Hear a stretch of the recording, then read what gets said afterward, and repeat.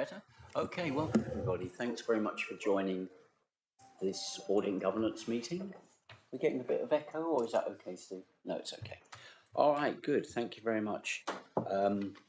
Welcome members and welcome our auditors, Dominic and Nathan just stepped out of the room. I'm sure he'll be back. And also welcome Lindsay, who unfortunately missed the last meeting. So thank you very much for joining again. Right, we're live webcasting today, so can I please remind members to use their microphones and reminder to turn them off when not speaking, and also please put your phones on silent, which I need to do. And now on to the agenda. Firstly, members, any apologies? Are there any apologies?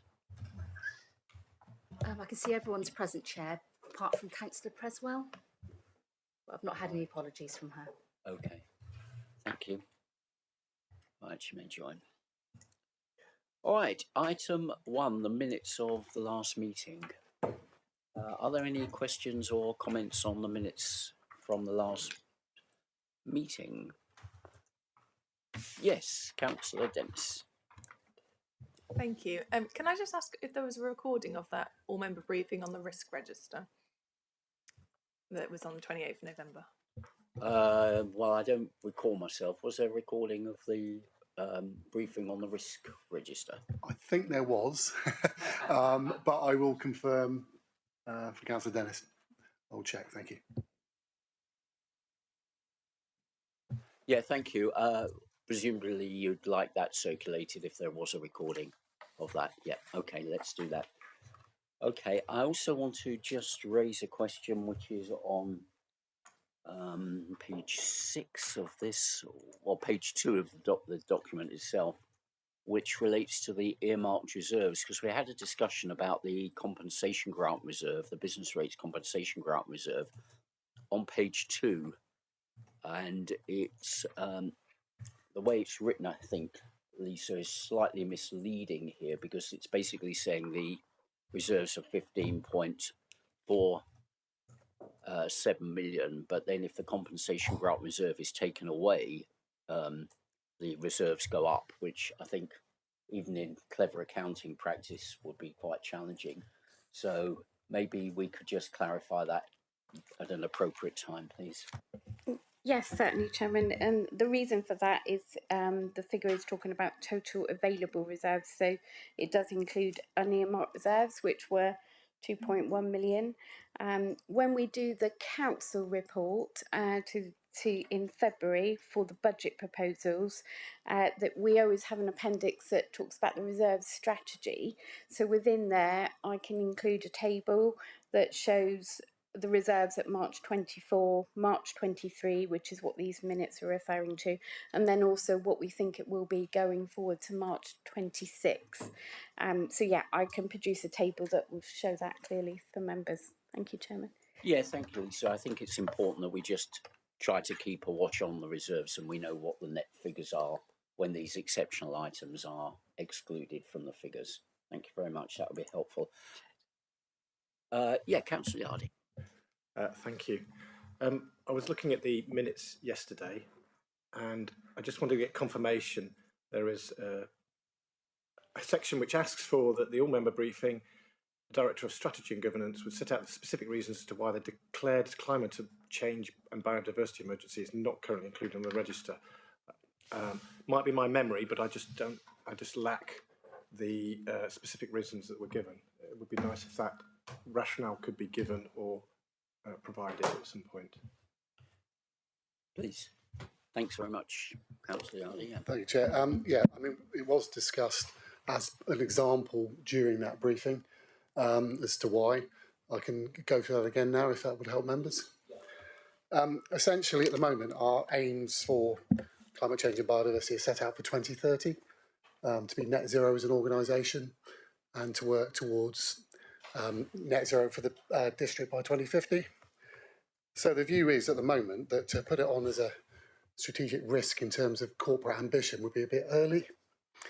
And also I think we've set out a broad range of different aims under the corporate strategy, under each section. And we are, our trajectory is good in terms of delivering on those. So I think at the moment the judgment is that it's not a strategic risk. It may well become one, and in 2028, pending other arrangements, it may be the case that it would come onto the register. So it's a judgment call, frankly, and one that at the moment officers feel that's the case. If members feel different and would like another conversation, then obviously we can do that. Thank you, Chair. Yeah, thank you very much. I think it's probably a bit hard for us to make a judgment without seeing some of the information, but it's useful to have that clarified, because I don't think that that briefing was minuted, so it is good to have that on the record. Councillor Yardy, I don't know if you want to come back on that at all. From experience, usually the low-hanging fruit are the ones that we can address easiest and with least additional resources at the beginning of such a process. So it's right now that we should be dealing with those aspects of our operations which we can deal with within our normal day-to-day business. So it would be interesting to understand those early actions are imperative. And if they're not, if we are implementing them, that's great. So it's not a risk, but it would be great to get a little bit of detail around what those actions are. I'll take Councillor Rake next, please, for me. Just to ask, Chair, if it would be possible, or indeed desirable, to identify a series of milestones on the way to our goals for 2030 and broader goals for 2050, so that those would come onto the risk register earlier, if as intermediate milestones, if it looked like we weren't making sufficient progress along the way. Yeah, I think that's a very sensible thought, because otherwise we're waiting for the final sort of sudden change to happen in the very last year, which we all know is unrealistic. If we've got some milestones along the way, then we can, the officers probably can judge. But we also presumably have a chance to look at this in full council when there's a report by the climate change, or the lead member for climate change. Drew, any other comments on that? No, exactly. And I think we have a trajectory to look at where we will be by 2030 in terms of our Scope 1 and Scope 2 emissions, which are the elements which we have full control over. We will be bringing an update to the executive in the coming year, which will reset that. Some of the key decisions will be part of setting the council plan this year, because some of the decarbonisation proposals are part of that plan. So once we know what members have supported through that process, we can then adjust the trajectory and bring a future proposal to members, and that may well change the position in terms of our likely, timeline for 2030.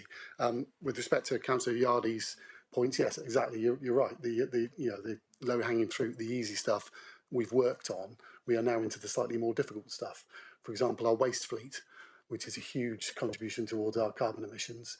We've got plans to look at HVO fuel as an alternative to diesel. That would have a substantial impact, provided we can procure it in an appropriate way. But that will be a decision for members to make in due course, whether we want to invest in that proposal. So things will move quite quickly, I think, towards whether 2030 is achievable for Scope 1 and Scope 2 emissions, but it is dependent on decisions members will make on council plan and investment. I think if I could add my point on this as well, just picking up what's been said already, when we look at the investments and we consider that proposal,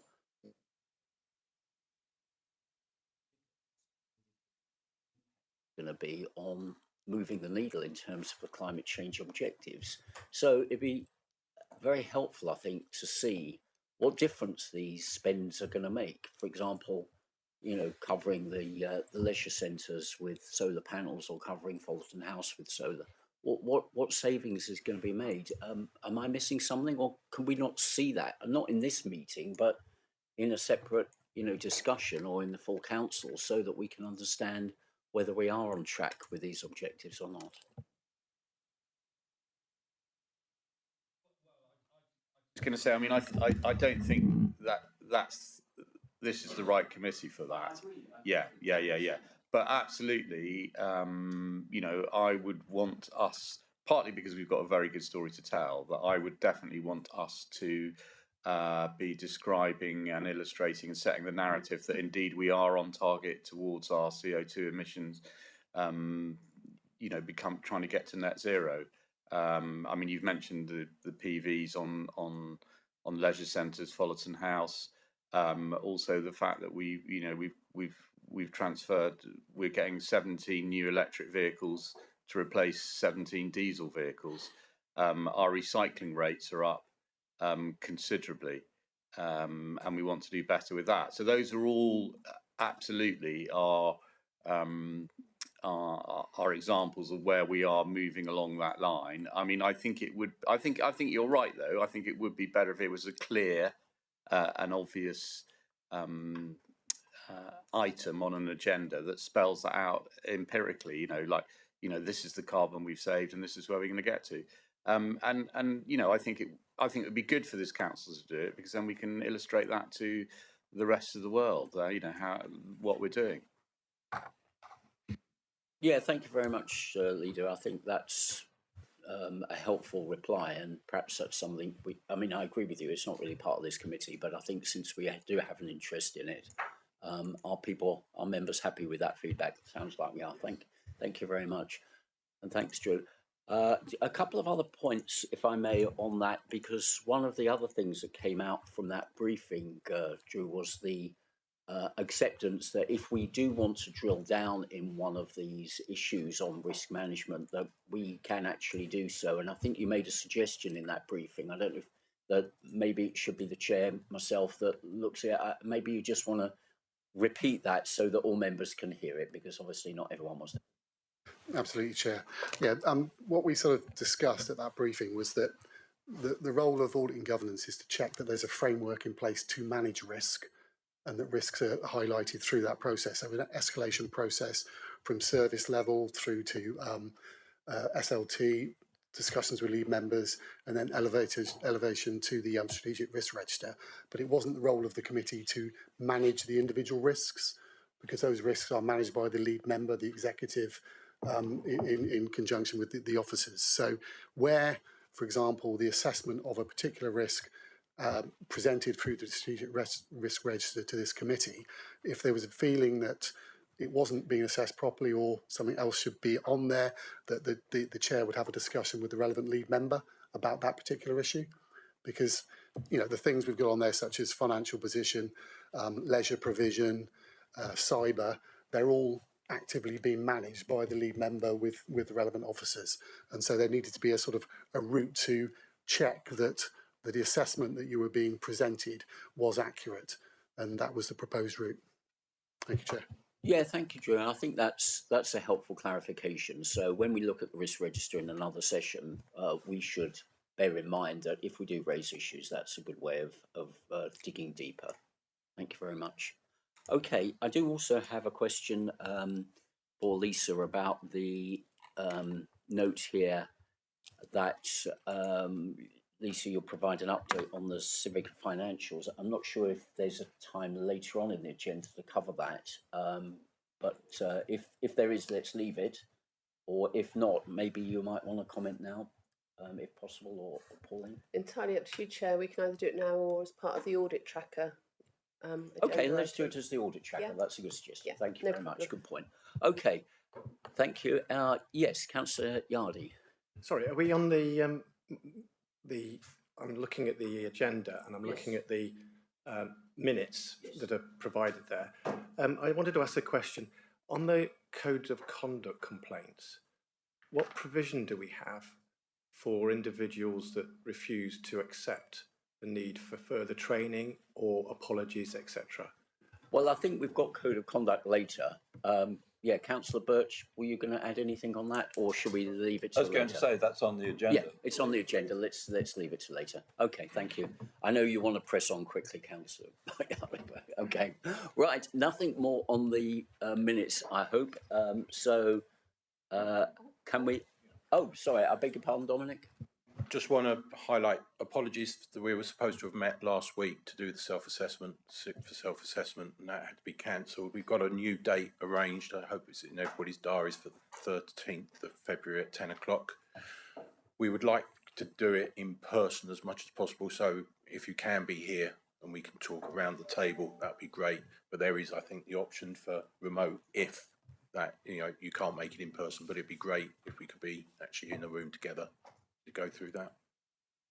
Yeah, thank you, Dominic. I think if people can be here in person, that is beneficial. So, yeah, we do have a new date. And I think what we said, Amelia, is that everyone's accepted, definitely, apart from possibly Councillor Rake, who's sort of on the fence a bit on this one at the minute. Or is that right? No? My apologies. I'm possibly on a fence, Chair, but no, I do have a meeting clash for that, but I thought I'd made it clear that I would prioritise the self-assessment meeting over my other meeting. Okay, well, thank you very much. That's I'm due to be on a Leadership's Essential programme for 2 days at that exact time. Oh. So it got rearranged 2 within that afterwards. So I've got a clash, which I've got to work out which is going to be the right way to do this. Effective scrutiny, it's called, as well. Sounds perfect. Okay, I'll leave that to you. All right, with that, can I see someone moving the minutes be approved?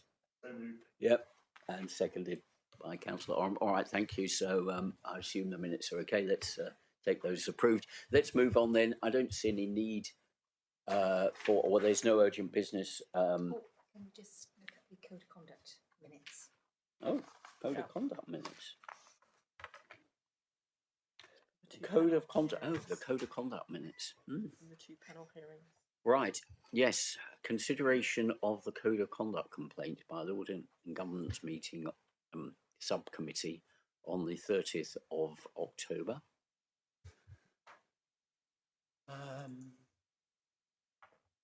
And the 27th of October and the 31st of October. Do we have all these? Yes. I've just done the minutes. Oh, that's the 27th. Oh, 30th and 31st. Right. Okay, Alison. Yes, just to say that the minutes are there. I hope everybody that was on the panel has had a look at them and would agree that those were the outcomes. I think that's a yes. So let's move on then. We formally need to approve these? Okay, can we have a, Councillor Nix proposed. We have a seconder, Councillor Oram, and those in favour? Brilliant, thank you very much. Okay. Right, there are no items of urgent business that I'm aware of. Division of the agenda, I'm not aware that we need to divide the agenda. Members, are there any declarations of interest today for this agenda? Okay, see none. Right, let's go to item 5, Bishop Fleming Auditor's Annual Report. And I think, Nathan, please, will you introduce the audit report for us? Thank you very much. Okay. Thank you very much, Chair. So at the last Audit Committee meeting, we presented to you our audit findings report, which focused on the external audit process and the outcome from that. And we reported at that time we were just completing final tidy up of the file and had just received the final confirmations from the pension auditors, and were anticipating giving clean opinions over the external audit. So I can confirm that that file tidy up was completed, and we have signed off on the financial statements with a clean opinion. This report we've got for you today is our annual report, which summarises all of our responsibilities. So one point in there is the external audit. So just to clarify then that we have given that clean overall opinion on the external audit. Another part of that then, and the other big part of this annual report there is the value for money aspects of our role. So as well as the external audit part, you'll see in section 2 of our report in the executive summary, we're also required to give conclusions over whether there are any significant weaknesses in Council's arrangements over 3 areas, and that's financial sustainability, governance, and improving economy, efficiency and effectiveness. This is consistent with previous years. Your old auditors would have fed back on the same areas and had concluded the same in respect that there was no significant weaknesses in any of those areas. So again, a clean position on that. The thing probably to highlight that in the prior year, the external auditors highlighted two not significant weaknesses, but noted 2 points that were worth further consideration. And as part of our process, we've followed up on those, and we're comfortable that management's actions that they committed to address those points have been completed, and that there's no further significant weaknesses in those areas. The work that we do in this area is looking at your arrangements. So it's looking at controls and processes over those areas. It's not a significant deep dive into each of those areas. It's making sure there's no significant weaknesses over each of those broad areas. So in our first year, it was very much a fresh pair of eyes looking at all those systems and processes. And we were assured that actually things seem pretty robust in each of those areas. What we'll do in year 2 of the contract is kind of build upon that foundation knowledge now and delve a bit deeper into some of those areas. And pick upon some of the risk areas that floated in things like risk management action plans and things as well. Make sure we're comfortable that those arrangements and processes are continuing to be effective. So I wasn't going to say much more than that in this report, really, other than that it's a really positive position that it's very rare that we have no findings at all to raise over these, and that's a really positive position to be in. Yeah, thank you very much, Nathan. I appreciate that. And I totally agree. I think this is a very clean report and very positive for the council and for officers working hard to get to that position. So thank you. I'm very pleased, actually, with the report that you've been able to give. Perhaps I'll open it up then. Councillor Yardy. Sorry to be asking questions. So we don't do a deep dive, but at any point, does anybody say, show me an example of, and you look at the data? Yeah, so the process we follow for this is that it starts with, we do get management to complete a sort of self-assessment questionnaire in each of the areas that we want to look at in that, and then back it up with evidence. So we then do and see, so show me how this works. So we're looking at the operational effectiveness of it as well as just the design of the controls in place. So we are looking at examples of papers, reports, minutes, etc. See that it is working as people say it is on the self-assessment. So in the governance area, you will have looked at, say, consultation and engagement. Yeah. And that will have got a clean bill of health. It would have looked at areas, particularly around things like the consultation over the plan that was talked about in the prior year. And it wouldn't, and that's probably one of the areas we can look at in further detail if there are concerns over those things in future periods. It's not as deep a dive as a full sort of, say, a 20-day internal audit review of these areas. It's more of it's a high level review to make sure there's no significant weaknesses in the overall controls there. Understood, thank you. Yeah.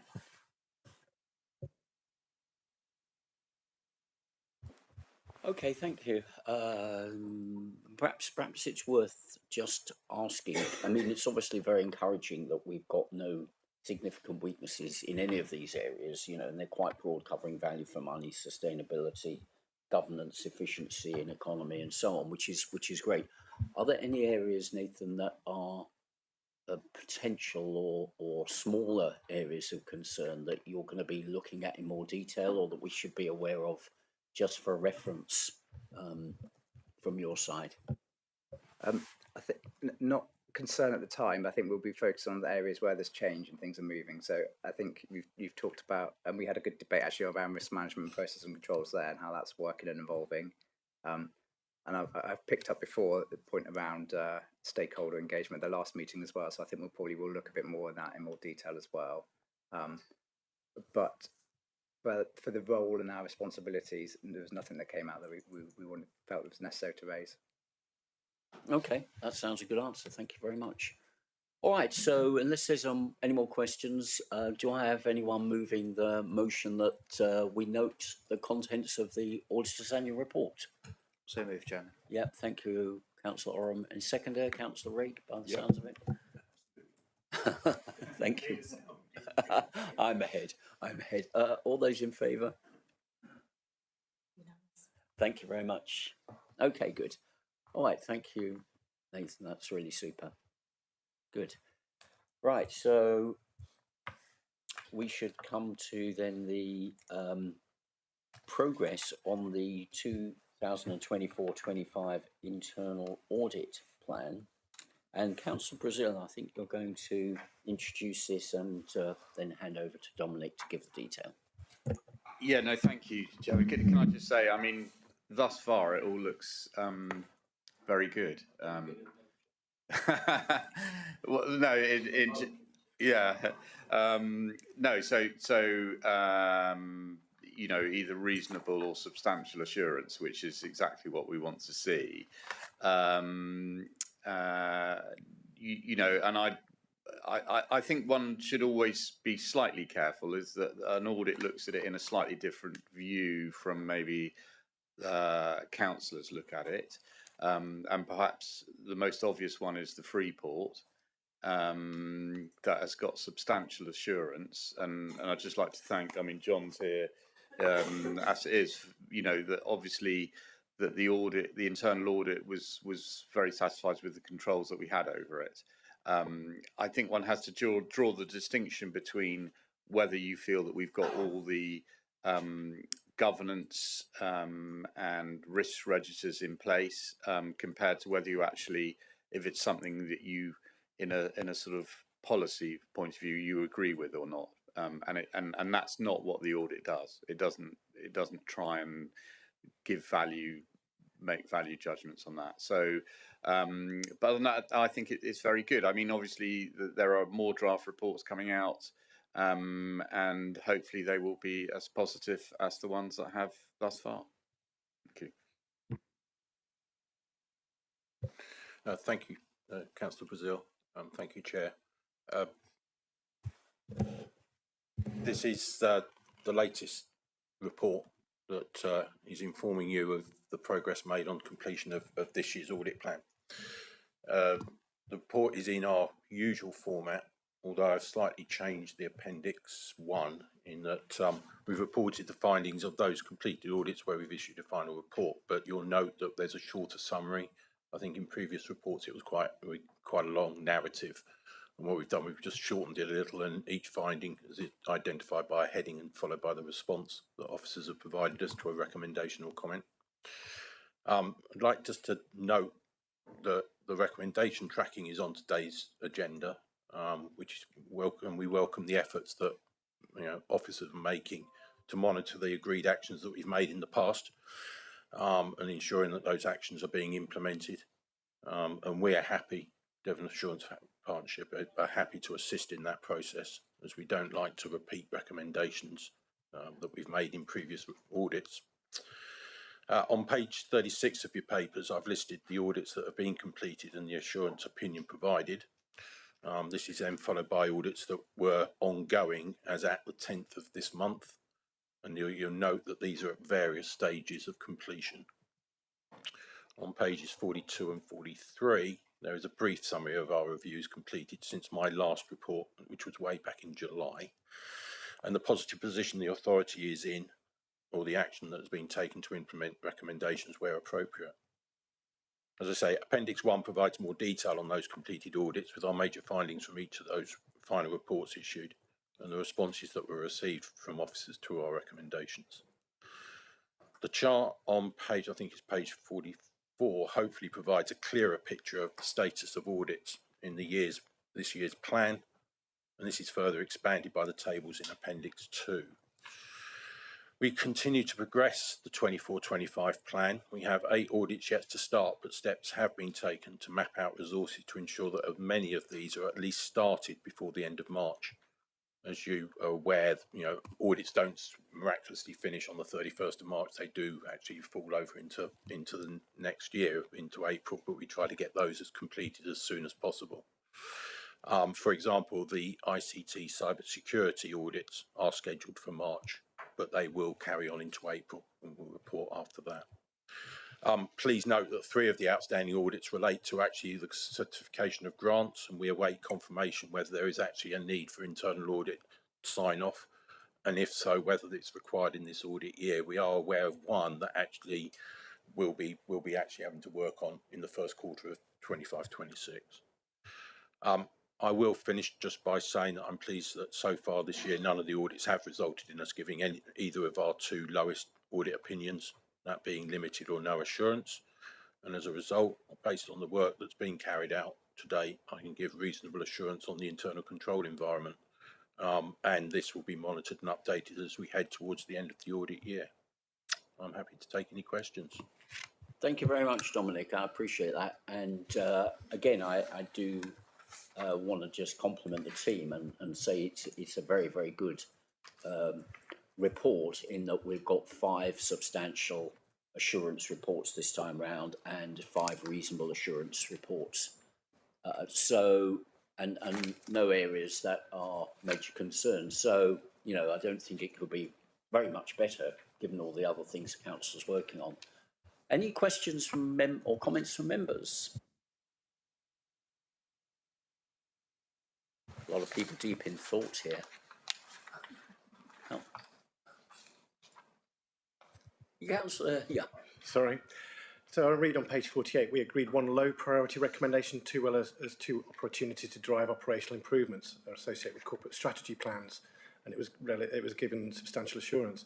Can you describe the nature of those the recommendation and the operational, just as an example?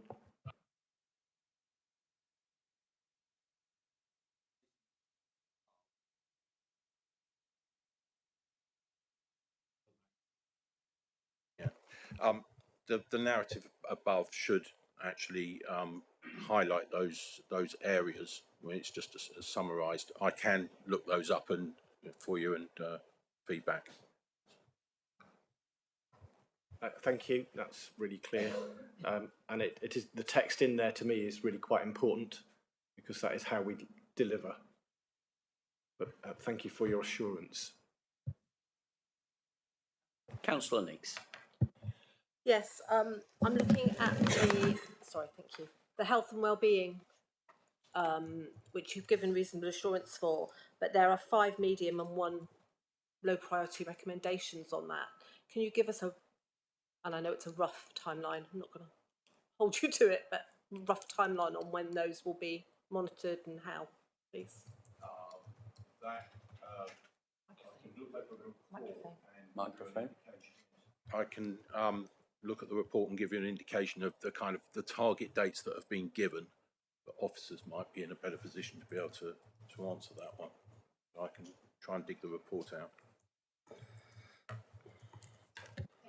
Yeah, thank you, Dominic. I mean, if you can't answer here and now, maybe that's something you can follow up in by email, or add to the minutes, perhaps.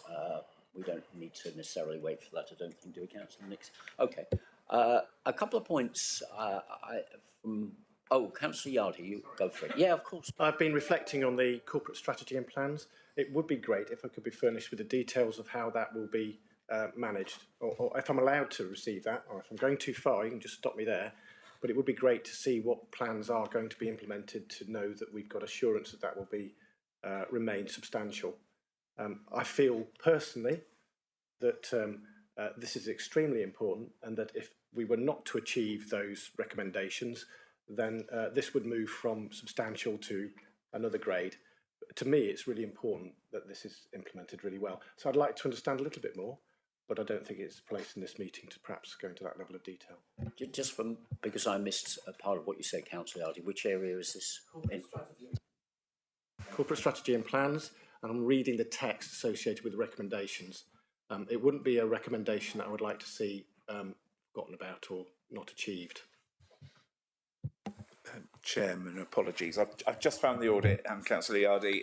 So the low priority recommendation for the council plan audit was around ensuring that we've got a central record of the audit trail of the performance monitoring. So when we're presenting performance data in front of you, we retain all of that information separately, so that at any point in time we can review where that performance has come from, look at the source data, including the KPIs, and that has been implemented, and that's the low priority recommendation. I think I just want to check I understand this. What we're looking at here is the process around corporate strategy and plans. It's making sure that we're following a documented and regular methodology. It's not necessarily auditing that we're on track on all of our corporate strategy and plans. Is that correct, Dominic? Yeah, we're looking at the process and making sure processes are in place, rather than the actual output or the results of that process. We still, I don't want to be flippant here, but we still could fail on the delivery even if our processes and our procedure is absolutely perfect because of lack of resource or funding or some external factor. And that's part of our audit process. We identify the risk. We then look at what are the controls to mitigate those risks.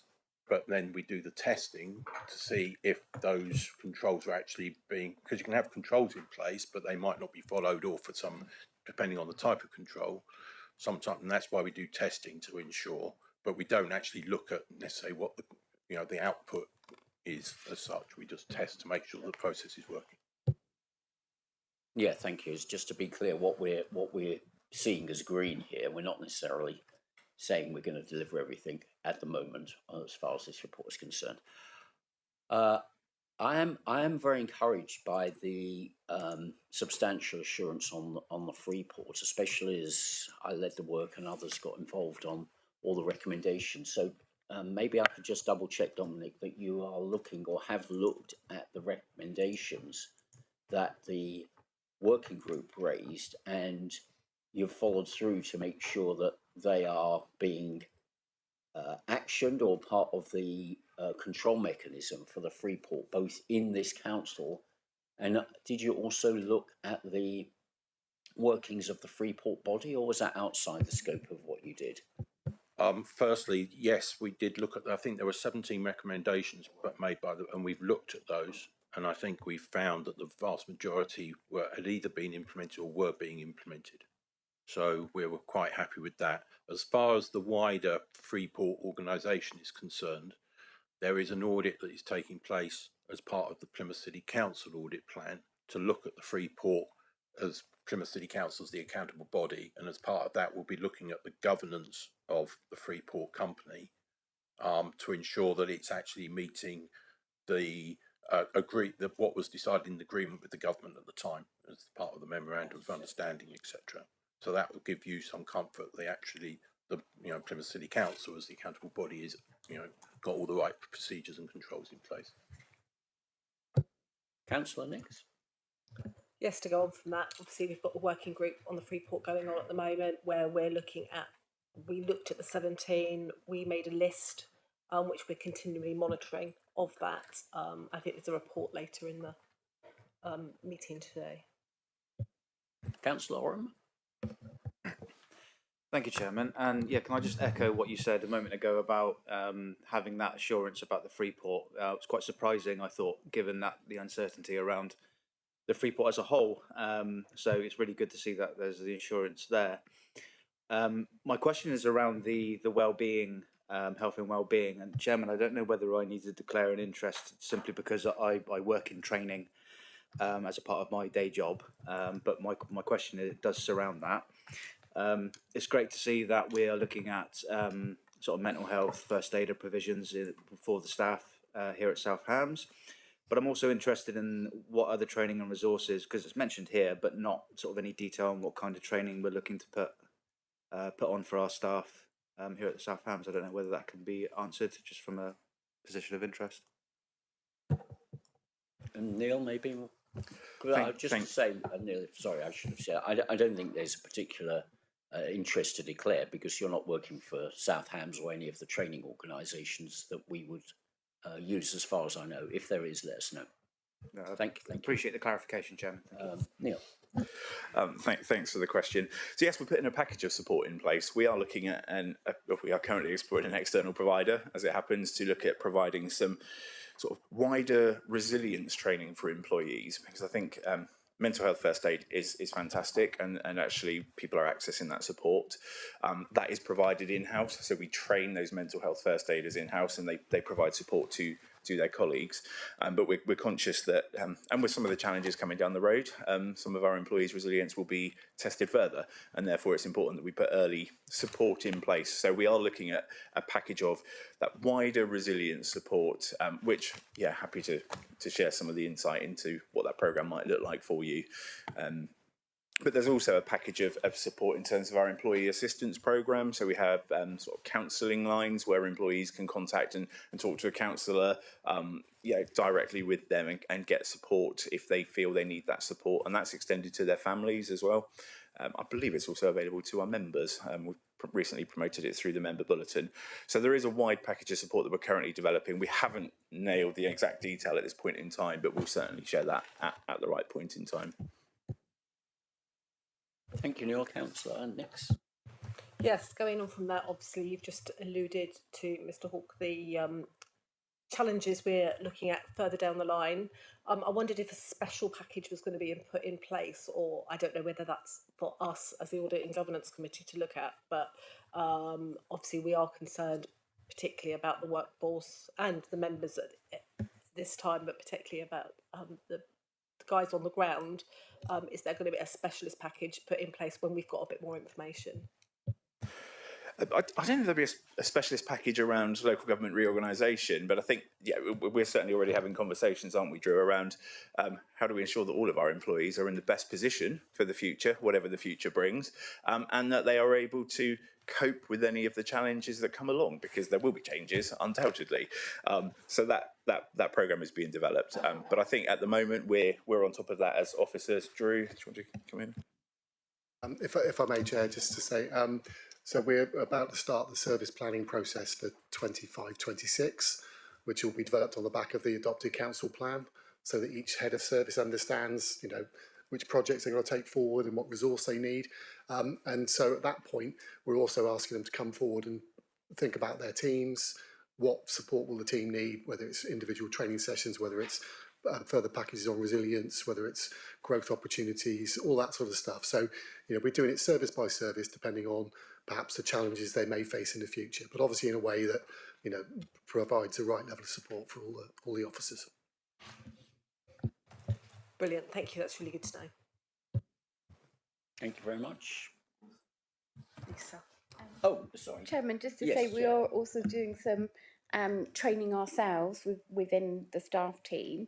So we've got a leadership development programme course, and some of the things that we are covering on that leadership development course are things like how to write a council report, business continuity, how we manage risks, how to manage a budget, procurement, recruitment, working in a political environment, effective communication in plain English, and AI opportunities. So we are doing some in-house training as well. And as Drew said, we are asking all heads of service to come forward with CPD, so that's professional development courses for staff within our teams.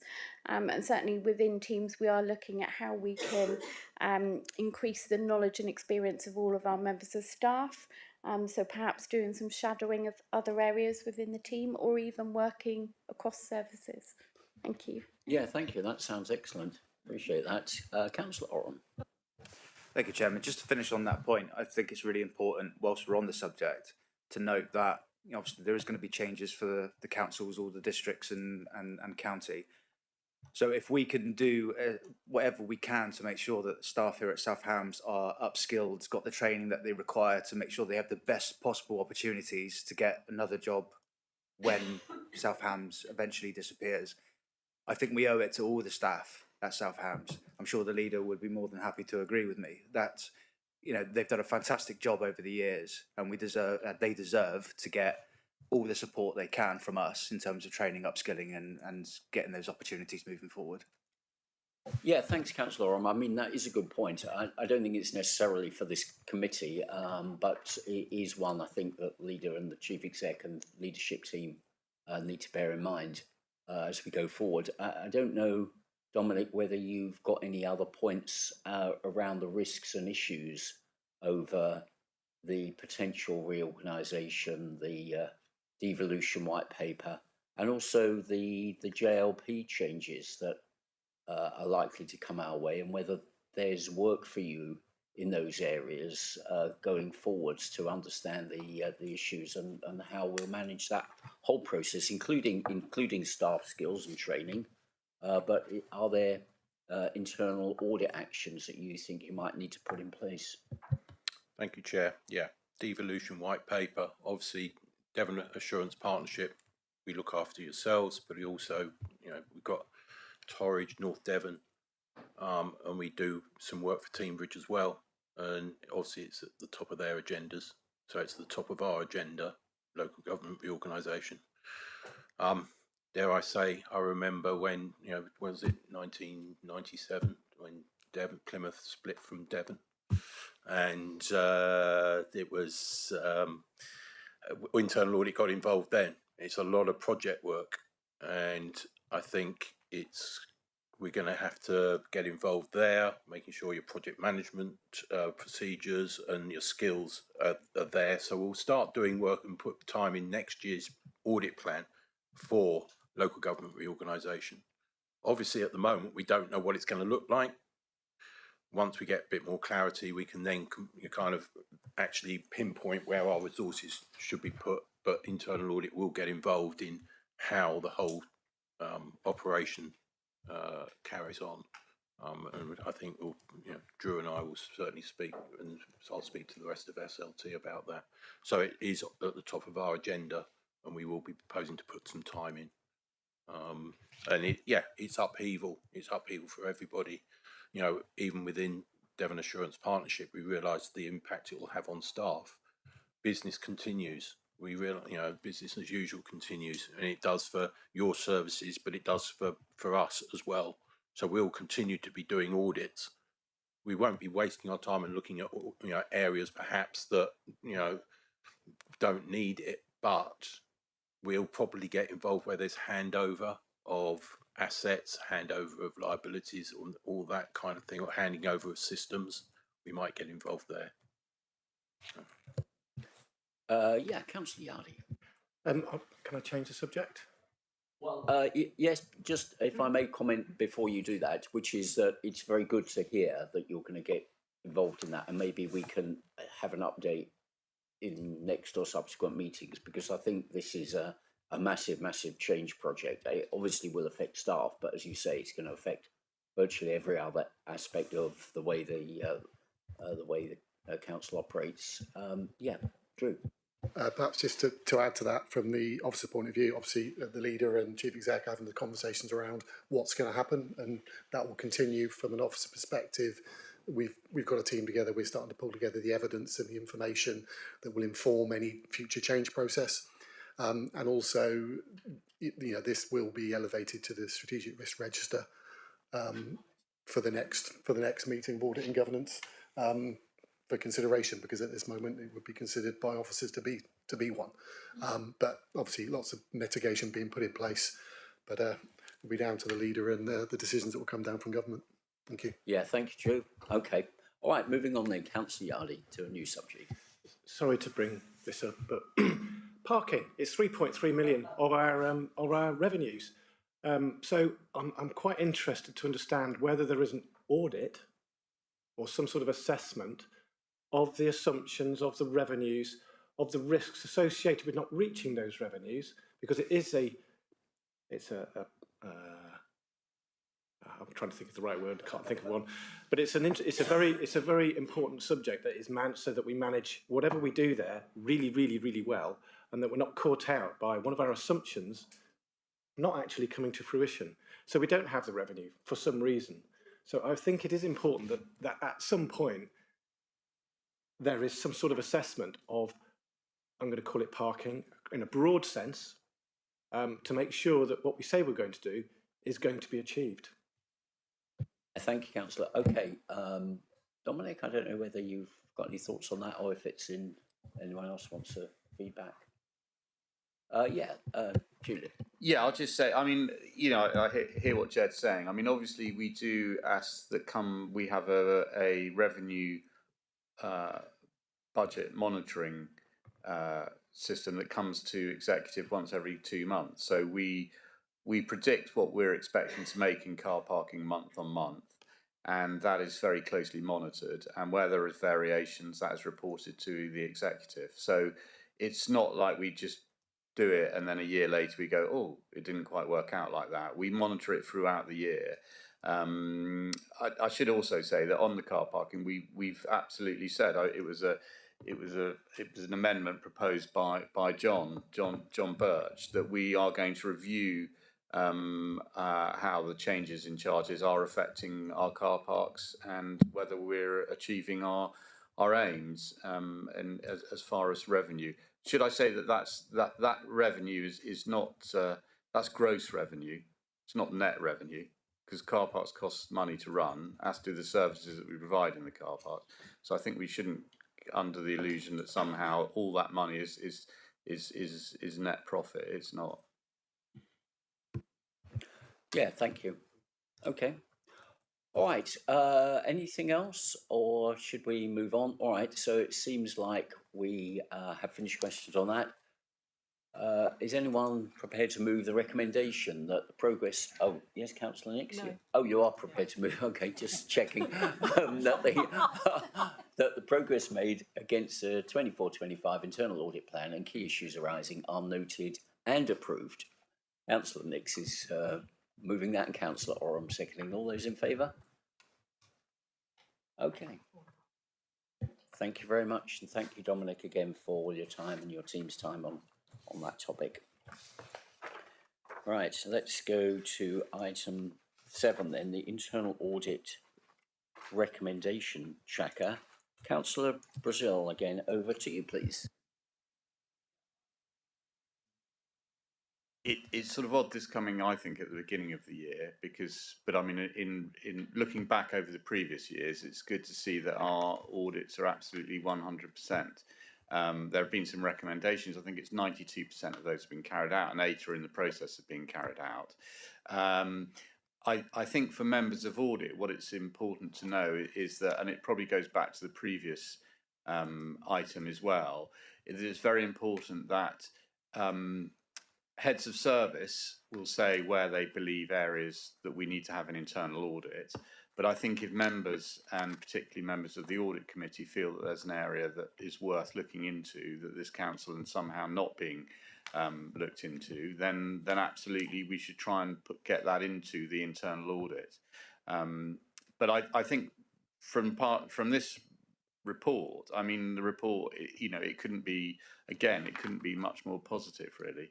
That we've audited everything that we said we were going to audit in the previous 4 years, and of the recommendations, 92% have been carried out and 8% are ongoing. If I'm honest, I don't know quite what those 8% are. It may be someone may be able to shed some light on that, but I think overall it's a good report. Yeah, thank you very much, Julian. I don't know, Neil, if you want to add any more detail or if you're comfortable with what has been said. No, I think it's fair to say that the focus has been on closing down those high priority actions. We did discuss at the previous time we brought this report forward that there was some slippage given other pressures, but that we would focus on the high priority ones. Most of the high priorities are now closed down, and we're shifting that absolute focus to the medium priority recommendations. And we're now monitoring those. We were monitoring them sort of every couple of months. We're now monitoring that monthly, and action owners within that audit plan are being encouraged every month to provide us with an update as to where they are with the progress. So we are actively managing those outstanding recommendations. Yeah, thank you very much, Neil. That's very good, and I agree with Julian. It's very good. Firstly, the tracker's in place, that we're continually looking at this. We're monitoring. We're starting with the high priority ones, which makes sense. Moving to the medium, and it's never going to be at 100%. It's unrealistic to expect that. So the figures look very positive, and we're closing the loop, which is important. We're making sure that the recommendations are being actioned and drilling down where not. So it all seems very, very sensible and positive progress. Councillor Rake. Thank you, Chair. Just for clarity, Mr. Hawke just said that most of the high priority recommendations have been closed down. The report says that all of them have. I just wonder, I'm probably just being pedantic, but if we could. Thank you, Councillor. I think under one of the, so it's in the 2021 year that all of the high priority ones have been closed down. In subsequent years, there are a couple of high priority recommendations, and I've set those out in the report, and they do relate to bringing forward an asset management strategy for the council. Those are the high priority recommendations, and I believe there is a separate agenda item where that is discussed. I think I'm right in saying not on today's agenda, but I know we have discussed previously the reasons for the delays with that asset management strategy. Apologies, Chair, I was misreading a table. So. That's okay, no problem. All right, good. Yeah, Dominic. Just one point I'd like to raise. You know, as I said before, really welcome that this is being done, and the process seems to be fairly well embedded now. What I'm proposing to put forward for next year's audit plan is actually do a audit of the recommendation tracker process, just to make sure that gives you the assurance that actually it is working correctly. And I think you'll know that if there is, we give an assurance opinion of limited or no assurance, then a formal follow-up is done in the next 6 months or a year. We haven't got this at the moment, so there are no formal follow-ups planned for next year. But what we'll probably do as part of a review of the tracker is to actually test some of these, you know, where Neil has said that a recommendation has been completed. We might pick a few and just make sure and give you the assurance that actually they have been implemented and they're working. So I thought I'd just let you. Absolutely, Ardy. So it's interesting to monitor and understand whether we've done the action. If there is a delay, what's the consequence of the delay? So this, to me, is a crucial element. Consequence of not achieving it by the time required. If it was delayed by 3 months, what is the consequence of that delay? What does that do to change the risk profile? What does that do to the overall ability to be able to achieve the targets of that project? So it's the consequences of delay is an important aspect, in my opinion, my single opinion, about the monitoring. In addition, it's the consequence of delay. Apologies, that's my point. We know that there may be delay. When we discuss an audit report with officers and we come up with target dates for completion, they are estimated target dates based on the best information we have at the time. I think Drew will agree with that. And they may move. Now, if we find that after 12, you know, a target date of 6 months was given, and we come in or we look again and 12 months later and nothing's been done, then that is a concern. And we might actually, when we review the area again, we might actually move it, say, from reasonable down to limited, because there is, you know, concern that, well, there is a reason for why we made the recommendation. We've set it as if it's a high, then it is a real concern. That's why we have high, medium, low priority. And therefore the overall opinion on that area will get amended to reflect that we have concern that nothing has been done. I hope that... Yeah, that helps. I was thinking of the asset register in the context of what you were saying. Okay, thank you. I think that's a good discussion. I appreciate that, because we do need to understand what the outcomes are if they're not being fulfilled, and it's also nice to hear that we're going to look at the tracker as a from internal audit. Okay, any more questions, Councillor Rake? Sorry, I'm just so we've got these 4 or 5 tables showing the recommendations in each of the years since 2021. Those, am I right in thinking those stand independently? So uncompleted recommendations from 2021 do they fold into, do they then appear in the 2022 table? Is the target year automatically updated, or are they, sorry, a bit of explanation there would then absolutely. So they're not cumulative. So the following year's table doesn't include previous year's figures. So they're certainly not cumulative. We do, unless there's a formal agreement with Audit to change the delivery date, we wouldn't update that and update them into the following year. So what we're doing is we're reporting on the year that we originally said we would deliver. It remains in that year's table. So if we make a recommendation and we say we'll complete that in 2021, that will always remain reported against 2021 compliance. So if that addresses the point. It clarifies the point. It just seems slightly perverse. I mean, in terms of, I would have thought, especially for the higher priority recommendations, that if they're not completed in the target year, that they should that the target year should automatically be updated to the following year, because they're high priority recommendations. I don't see the value in knowing when a recommendation was originally planned to be completed. So I don't know what other members feel then.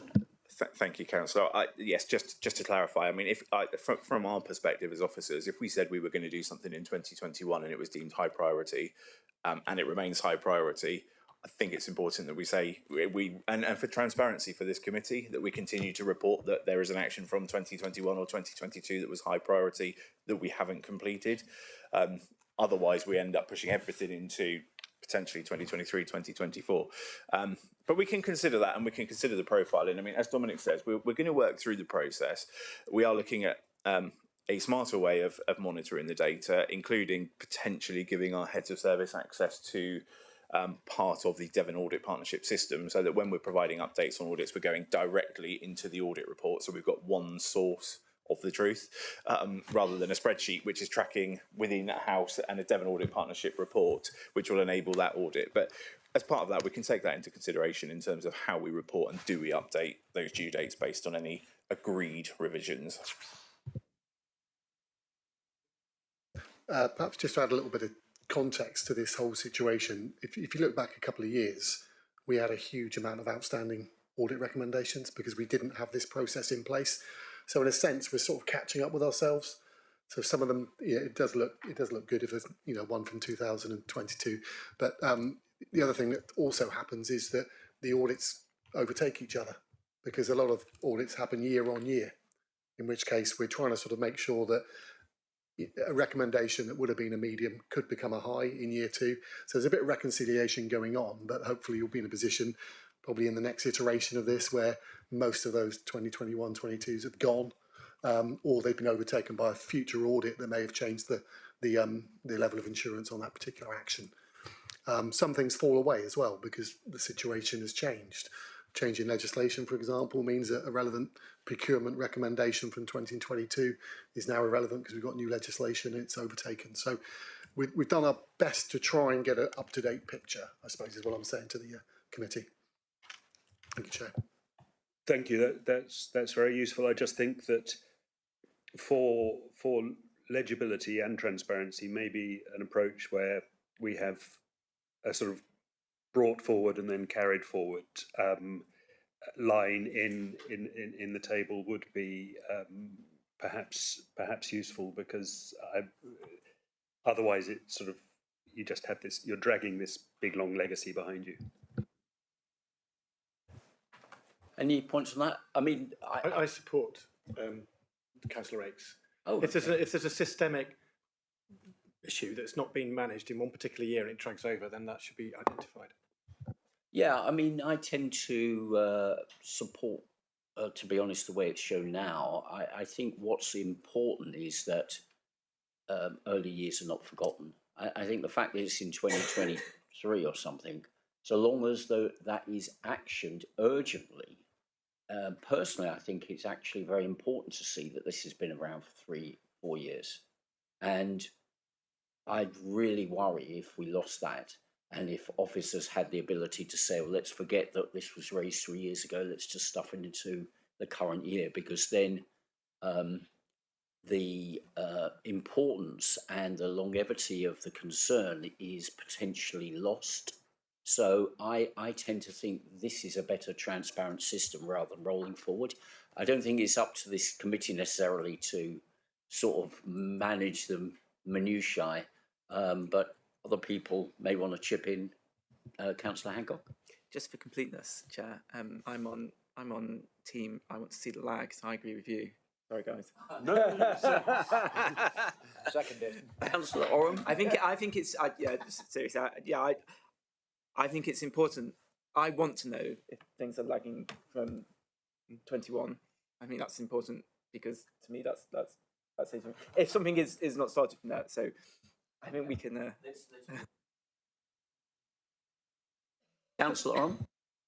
No, Chairman, really just to agree with what was said there. You know, if you take away the dates as they're shown at the moment, actually you lose a part of the accountability of that report. So I think it needs to stay where it is. But Thank you, Councillor Dennis. Just to say, I'm delighted that it appears we've recruited a head of land and property, because it probably makes this a bit of a moot point. So hopefully next time we see this, we'll only be looking at 2024. Good. Okay. Thank you, everyone. Dominic. I'll just make one final point on this, is that, and I think I've said this to the meetings previously, some of our recommendations, we could, Drew, whoever, officers could walk out the room and make the change just like that. There's others, it's my usual oil tanker type, trying to turn an oil tanker takes a little while longer than turning a speedboat. And therefore we have to bear in mind that some of these targets might be actually more than a year, potentially. It's not, kind of frequent that happens, but there are occasions when recommendations could actually be 18 months' time because of the nature of the beast. So I think that needs to be borne in mind. Yeah, thank you, Dominic. I mean, I would say it's also interesting for us where there is a high or medium action that hasn't been sorted out within a couple of years, that we have some explanation and narrative as to why, what's going on. So as the report develops over time, I think that would be more useful. If something is a concern from previous years, we should perhaps have a slightly more detailed description of what's really going on. Are there some blockages? Is it a budget issue, an organisation issue, or staff issue, as Councillor Dennis mentioned, that's now resolved by recruiting someone? What's actually the situation? So that will be good from my point of view. All right, thank you. With that, then, unless there's anything else, does anyone want to move that the Audit and Governance Committee note the progress, etc.? Would like to propose that. Oh, sorry. Yes, Pauline. Sorry, Chair. Did you want to just give me? Do you want me to give the verbal update on Civica financials as part of that agenda item before we? Thank you move very it? Sorry much. to That interrupt. would be very helpful. Okay, just to update members. So you'll recall we were using a Civica financials module that was no longer supported by the software supplier, so there was a big risk there around using it. Just really wanted to let you know that we went live on the 9th of December. So we're now using a cloud-hosted solution. So we've increased the resilience there, which is a great success, really. We tested over 700 functions as part of the testing. So the team took 2 months to test every single function for both South Hams, and then we had to do it again then for West Devon. So 1,400 things were tested during a 2-month period across 4 modules. But there was only around 40 issues that were found when we were doing the testing, and that went to Civica, and they resolved all those issues before we went live. We had a project team made up of a project manager, finance, IT. We also had Julie from internal audit on that project team. We met weekly throughout the testing and then daily before we went live. And I think the great success is that we did it within house, so we did it with our existing resources. So we used it as an opportunity to grow our own staff rather than get somebody in externally to support the project. So I'm really pleased because we haven't actually got a dedicated systems accountant. So we used it as an opportunity to increase our knowledge of the system and had a couple of people dedicated to the project. So yeah, I'm really pleased. The team have done a great job to get there. We went live, as I said, on the 9th of December and increased our resilience. We're still learning. It's a bit slower at the minute because obviously it's all new to all of us, but we're getting there. So yeah, just wanted to provide an update, Chair. Yeah, thank you very much. And again, credit to the team. I think that was the target date or very close to it. So yeah, excellent news. And I think that shows that we can deliver projects on time, which is great to hear. And I know that was a concern from previous meetings. So glad to hear that that's on its implemented and moving forwards. Thank you. Thank you very much, Pauline. Okay, with that then, back to what we said. Councillor Oram, I think, did you propose? I didn't, Chairman, but I'm happy to. Oh, Count. Don't fight. Okay. Councillor Oram's proposed this. Councillor Yardley looks like he's seconded that the Audit and Governance Committee note the progress update against implementation of the audit, internal audit recommendations as set out in the report. All those in favour? Thank you very much. Yeah, thanks very much, everyone, for that. Okay, let's go on then to the next item, item 8, the Treasury Management Mid-Year Review. And Councillor Brazil, again, over to you to introduce this, please. Yeah. Yeah, I think this is a good report. Our Treasury management is above the benchmarking standard, so we've made more money out of our investments. I know it's only a fraction, but we have made more, and so it's the right side of that line. And as such, I'd like to congratulate the finance team and who they work with, Pauline and I think Claire, and obviously Lisa. I think it's, we've done well. I was interested to look at the CCLA, which is the investment that we put into. It used to be all the rage for councils to invest in commercial property, and a lot of them become very unstuck going down that route. We decided rather than do that, we'd put it in we'd use experts and put it in a basket of properties, which is the CCLA, and the return on that investment is 5.21%, which is an excellent return when we're waiting to hear about the other. I mean, I have to say it hasn't been so good, and it has gone down in value, but hopefully it's a longer term investment, so hopefully that will be better in the long run. Just also to say, we were expecting to make, I think it was over £1.5 million from our investment income. Obviously, with interest rates coming down, that has dropped, and that is a slight budget pressure that we've been put under. But those are things that are beyond our control to a certain extent. And although it sounds rather perverse, in a way, because inflation is showing itself to be stubbornly high, and so interest rates look like they're not going to drop as fast as were predicted, that means we will actually get more investment income than we expected. So that works in our favour. Thank you, Chairman. Yeah, thank you, Julian. I don't know if the finance team want to give any more. There's a lot of information in the report. Maybe we don't need further explanation, because I think it's fairly clear. But do you need to say anything, Lisa? It's up to you. Just, Chairman, that we have arranged some Treasury management training with Link Services, who are our Treasury management advisors. So every year, as part of the March Council, and it will come to the March Audit and Governance Committee, we have to set our 3 strategies for next year, which is the Treasury management strategy, the investment strategy and the capital strategy. So the training will specifically focus on the 3 strategies, which will be coming to the Audit Committee in March. The training is on Thursday, the 27th of February at 10 o'clock in the morning. Again, if it is possible to be here in person, that would be great. Understand if members can't attend in person, you would also be able to dial in on Teams for that. Thank you, Chairman.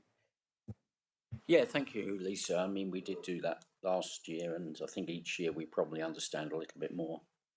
Could you say the date again, please? Thursday? Yes, it's Thursday, the 27th of February at 10 o'clock. Thank you.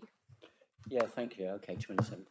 I do agree as well with Councillor Brazil that this is a positive report, and it's good that we've got our investments and managing them well, and that they're giving a positive return over the benchmark. That's very good to hear. Just above, so yeah. Excellent. All right, are there any questions on this whole treasury management area? Yes, Councillor Ray. Thank you, Chair. Just for my personal education, if you'll permit me, looking at the SLY criteria, security, liquidity and yield, obviously security and yield are permanent concerns. Liquidity is only really a concern when we need the dosh.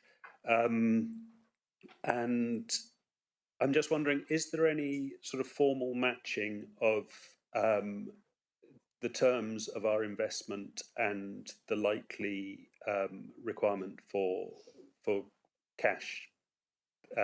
So, I mean, for example, if we know that there's an item of expenditure coming up in 9 months' time, then it might be prudent and produce a better yield if that was matched with a 6-month or investment to ensure that.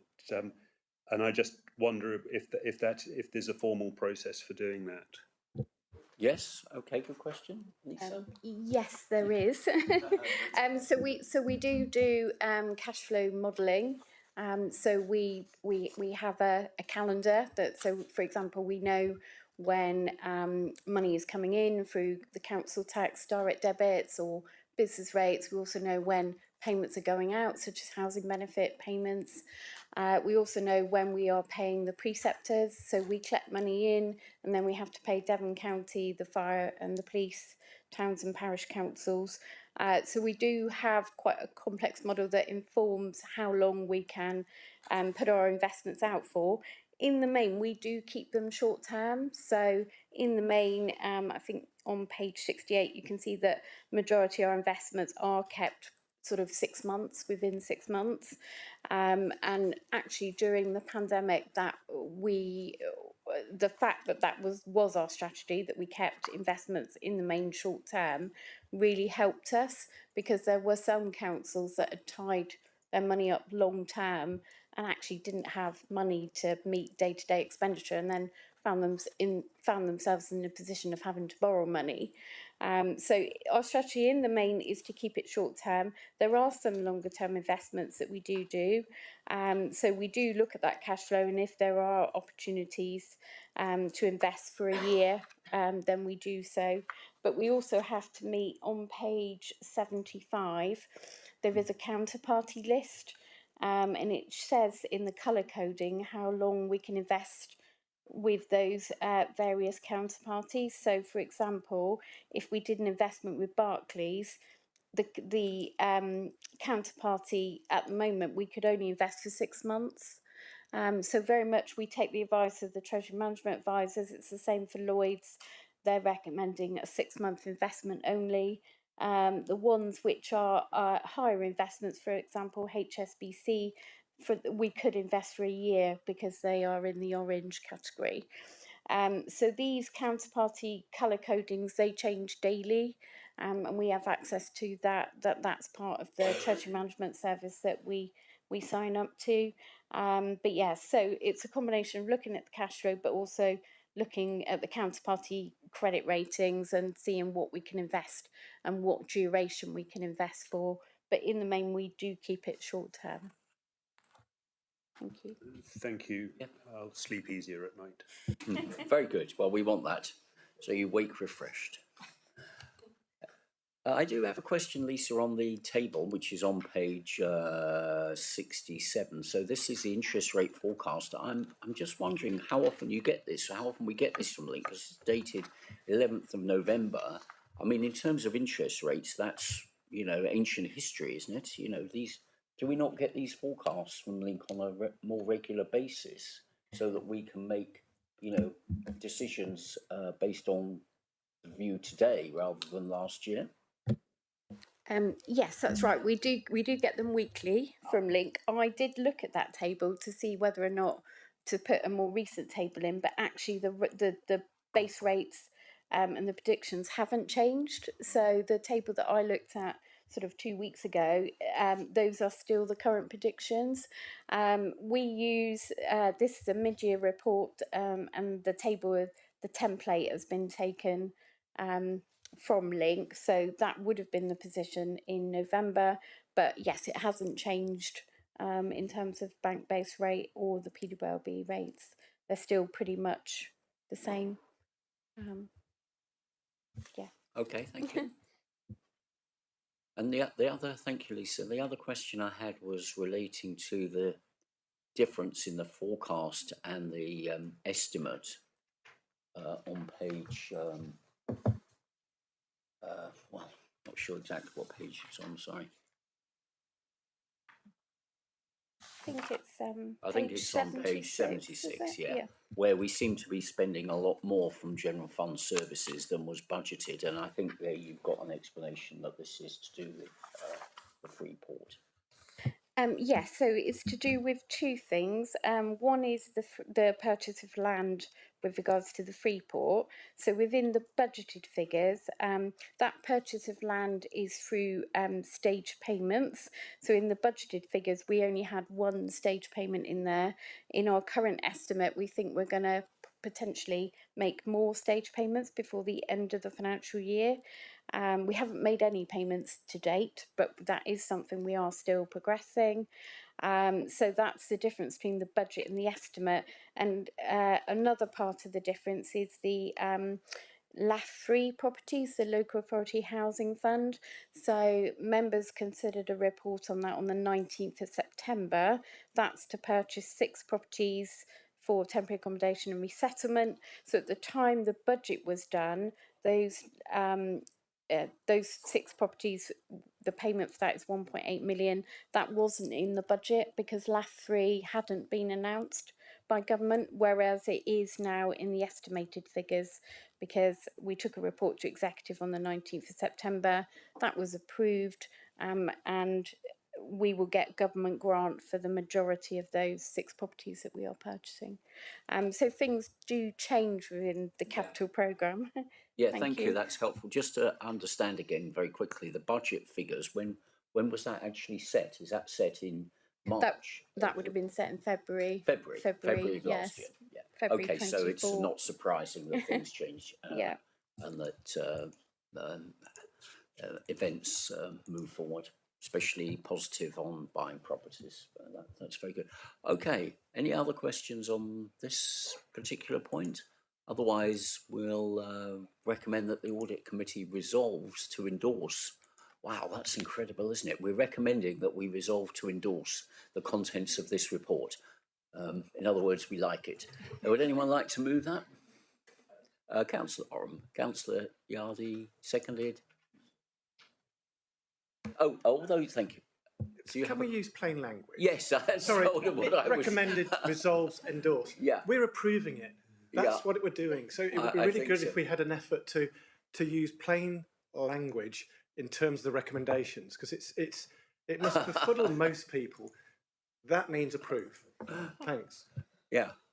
Who is before we take the motion? Well, let's take the motion and then answer that question. Thank you. All those in favour? Right. Thank you very much. So maybe I could ask officers. We have raised this before, actually. Who is responsible for writing the? I think it's Councillor Birch. Actually, he's in charge of governance and hiding there in the corner. Surely, Councillor Birch, would you like to comment on this? Because we've had this question before. Who writes these words? Who writes these words? I don't know. But I mean, what can I say? I mean, it's. Would anyone like? I understand what it means, so presumably it's. Yeah. Okay. Point taken. Does anyone can I just follow? Well, I do. Oh. Well, myself and Claire. I can't take credit for the report because it's Claire's report. But I think before it did say resolves to note the contents of the report, and I think in previous meetings members have said that just noting it didn't feel right because. As you say, it's a positive report, and members said they would like to endorse the contents of the report. I think if we're approving it, that's something slightly different because approving it means you're taking a decision on something and approving that decision, whereas there is no decision within the report. Right. It's just to note. So we're very happy with whatever terminology members would like us to use. Okay, yes, Councillor Preswell likes it.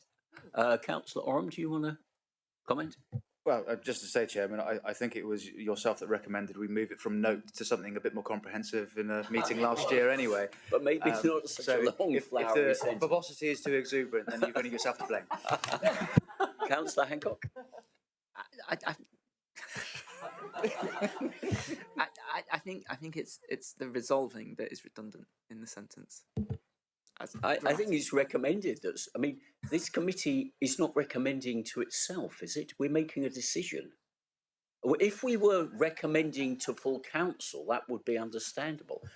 Perhaps, Lisa, we should have a private conversation, a separate conversation to try to simplify, if that would be a good move.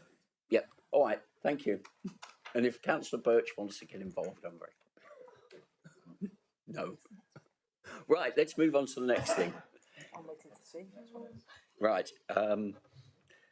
Okay. Annual report on the Code of Conduct and Standards. Councillor Birch is here for this one, who has got something to say, I think. Yeah, just come in, John. I'm going to leave you now. That's fine. Yeah, thanks, Julian. Wait, no, What? it's not. Huh? Sorry.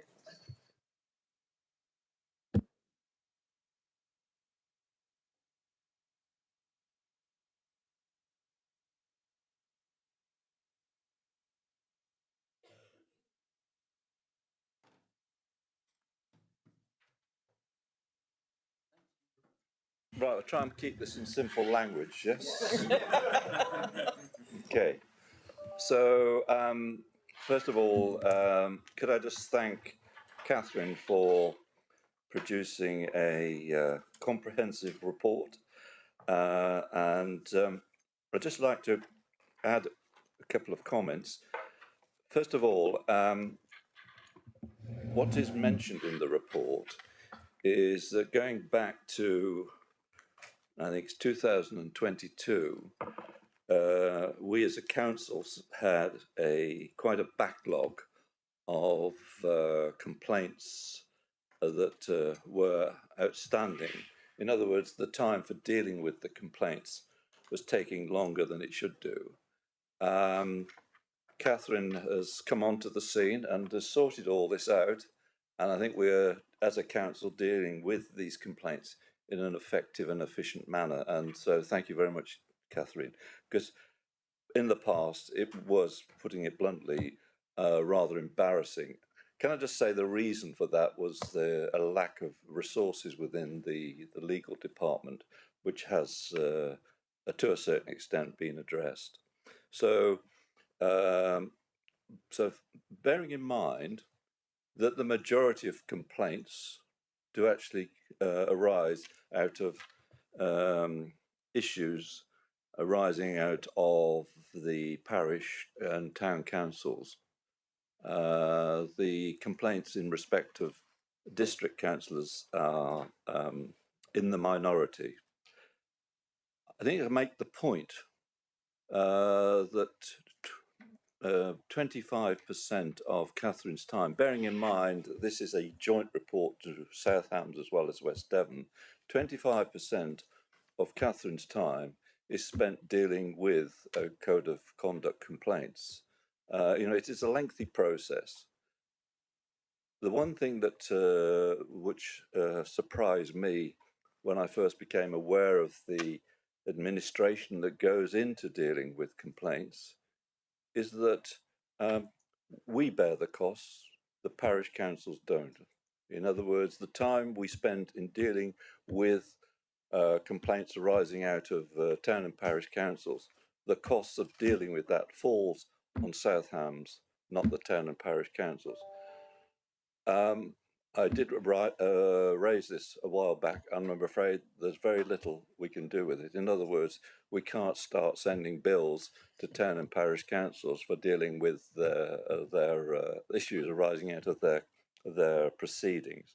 So, in making this remark, I was anticipating that members may say, "Well, can't we charge them?" And the answer is no, much as we'd want to. That's the point I wish to make. So, quite obviously, we're more than happy to answer any questions you may have. I don't know, Catherine, do you want to add anything to what I've said? Not a lot, really, Chairman. It's a more positive report, I think, this year because there's a lot more information in there. And as Councillor Birch says, we're on top of the complaints, which is quite reassuring, and now dealing with them in a timely manner. One thing that occurred to me in the middle of the night, as it does, is that yes, things will bring more memories to 3 o'clock. This is what I'm thinking about. There's also, I forgot to put in the report, there's an emerging pattern of complaints from the parish and town councils about them not following their processes, and it's very difficult to get the members of the public to understand where our role begins and finishes, and we can't look into how they in-house matters for parishes and town councils. And one in particular is to do with the co-option. There seems to be quite a few bubbling away recently of complaints about parish and town councils not following their co-option policies, and we just have no powers to interfere with that. So going forward, when we get the house even in more order and we roll out some training, whether virtually or otherwise, then that may be one of the things we can include in that sort of training oversight.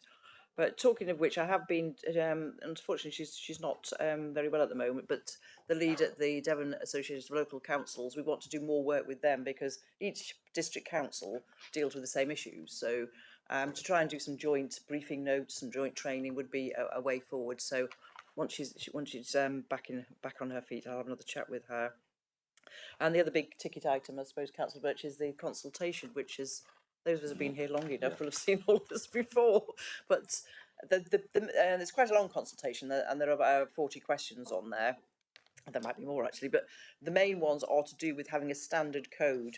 At the moment, there's a minimal requirement what to include in parish, town, district councils, county council. Any code have got a minimum requirement of what needs to be seen in there, and it's up to the local council involved to put in what they like. So there's hundreds of different versions out there. They did bring out a model and recommended people adopt them, but the parishes didn't tend to do that. So one of the recommendations that there is a model code for every member at any type of council, and the other one is which is going to be highly debated, I suspect, is about sanctions, because as you know, there is very little bite at the moment once you have to go through what is quite a lengthy process to get to the other end, and there's not really got much bite at the other end. So that is another thing that they're proposing, and I would actually invite all members, because you to respond to the consultation. The link's in here by the 26th of February. If you have views as strongly or otherwise on standards, then please do fill it in, because the more responses they get, the better it is for the government to see which way they should go. And talking of which, Chairman, we did say that we would, the Audit Committee members send their responses to you or me, and we will collate a corporate audit and governance response rather than council-wide. Well, I think you're the most relevant body to do that, and I'm more than happy to do that. Send them to, you can bother the chairman, or you can bother me with the responses. But I will follow this up with an email to you all to say these are the questions that you might want to look at, and because some of them are quite low level, and you might not want to bother with those. But the important questions I'll highlight for you, and if you want to let me know what you think, and I'll get the response back, and I'll put a timeline in there for you as well. But I think that's all I wanted to say. Thank you, Chairman. Yeah, thank you very much, John, and thanks, Catherine. That's really appreciated. I think we are spending more time on this. It is a little bit onerous, but it is at the same time important. And you know, if we are the source of decision making for this for parishes, then you know we can't escape that. But I suspect we need to work out how to be kind of efficient on it. Councillor Yardy, I'm sorry, I had others before you, if I may. I think Councillor Hancock might have been the first, and then Councillor Dennis. Thank you. Yeah, well done for doing this, because I mean, speaking as a parish councillor as well, where many complaints have been, that delay, that backlog really did sort of cause distress amongst people on my parish council. So I'm sure many people will appreciate that.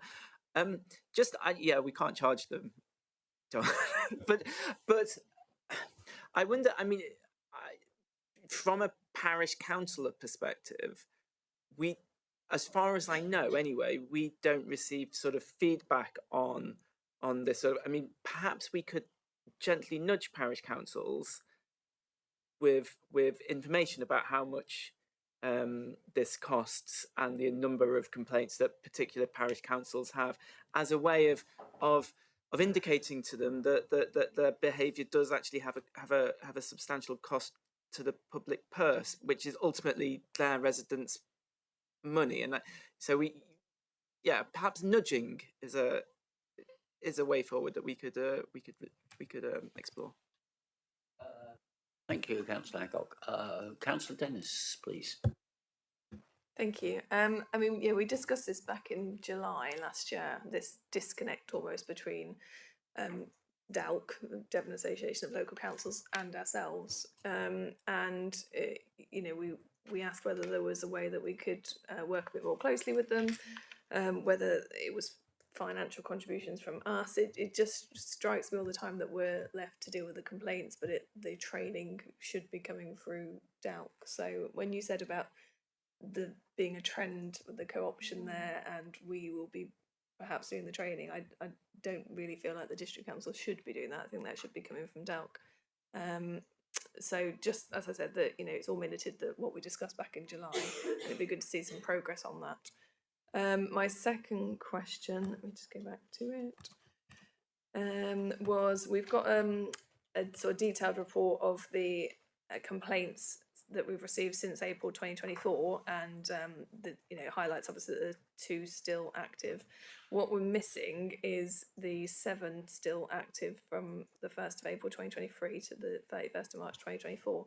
They're obviously over 12 months old now, so I just wondered if we could have some explanation as to why they are still active. Okay, and then Councillor, and I'll come back to you obviously once we've had all the questions, if you don't mind. Councillor Yardy? I've got 2 questions. If we estimate the amount of time it's taken for each of the individuals to be in the room, what does it cost? I mean, there's your time involved, which is 25% of an FTE, but I'm assuming that by the time we go through all the administration, everything else, this is actually going to cost quite a lot to the council. My second question is it a statutory requirement that we fulfil this? The third one is, and I definitely sat and really appreciated being on the board with, as directed by yourself, Catherine. It seemed that I know that the individuals have basically said, well, no, I'm not apologising. No, I'm not doing the training. So ineffective. So I'm asking, would it be better to somehow try and apply our resources in a different way, more effective way? Because if this comes up to be, I don't know, let's say it's £80,000, which is 1% of precept. I don't know quite what the stat you were using. But if that was 1% of our precept, my word, then suddenly we start to think about what that really means. So what's the cost, including all the other individuals? Is it statutory? And do we have to do it? Because basically I'd much prefer to see Catherine's professional time applied to other activities. Thanks, Councillor Yardy. Well, I'll give you a chance to answer some of those, because I think there's some more questions, but let's not bombard you too much with the first round of questions. I don't know, Catherine or John. So Councillor Dennis, the outstanding complaints, it's probably me not doing tables very well. We have actually cleared all of the backlog, and all I've got at the moment are current ones that have come in, mainly since, I think the oldest one is October, September, which is under investigation. So, and that's a bit like the investigation stage is a bit like how long is a piece of string. It depends on the nature of the complaint, the number of parties that need to be interviewed, and so on and so forth. But I can reassure you that all of the old ones we've actually now closed. So that is quite a positive story. We took a while, and I do concede it was an unacceptably long time for complainants and councillors to have waited, but happily we've got up to date. I would have to come back with you with some sort of, it would be more of a guesstimate type cost, but it is quite a lot. I think David, the monitoring officer, did do this exercise a while ago, so I'll have a chat with him. But there's my time, and then we have the investigating officer in Cornwall, who happily is quite a bargain rate, but it does cost, and it's all the little bits in between, as you're quite right. So I'll need to come back to members on that question. Yes, unfortunately, it is a statutory requirement that the district council has to do the complaints for its council, for the district council itself, and all of the parish and town councils within its area. It's in the Localism Act, and we can't get away from that one. So I mean, we did talk, didn't we, Chairman, about whether there's a bit more cost-effective way of the process. It's quite clunky in places, but that was to ensure that members were involved at all of the stages. I think that was the thinking in that in this current draft. So it may well be under in plain English makes recommendations that you ask me to review, or me and David to review the process, just in consultation with the chairman, and bring something back to a future audit committee, just to see if we can now concertina it down a bit and take out some, because we have identified, haven't we, in some of the hearings that it is unnecessarily clunky. So we could do that.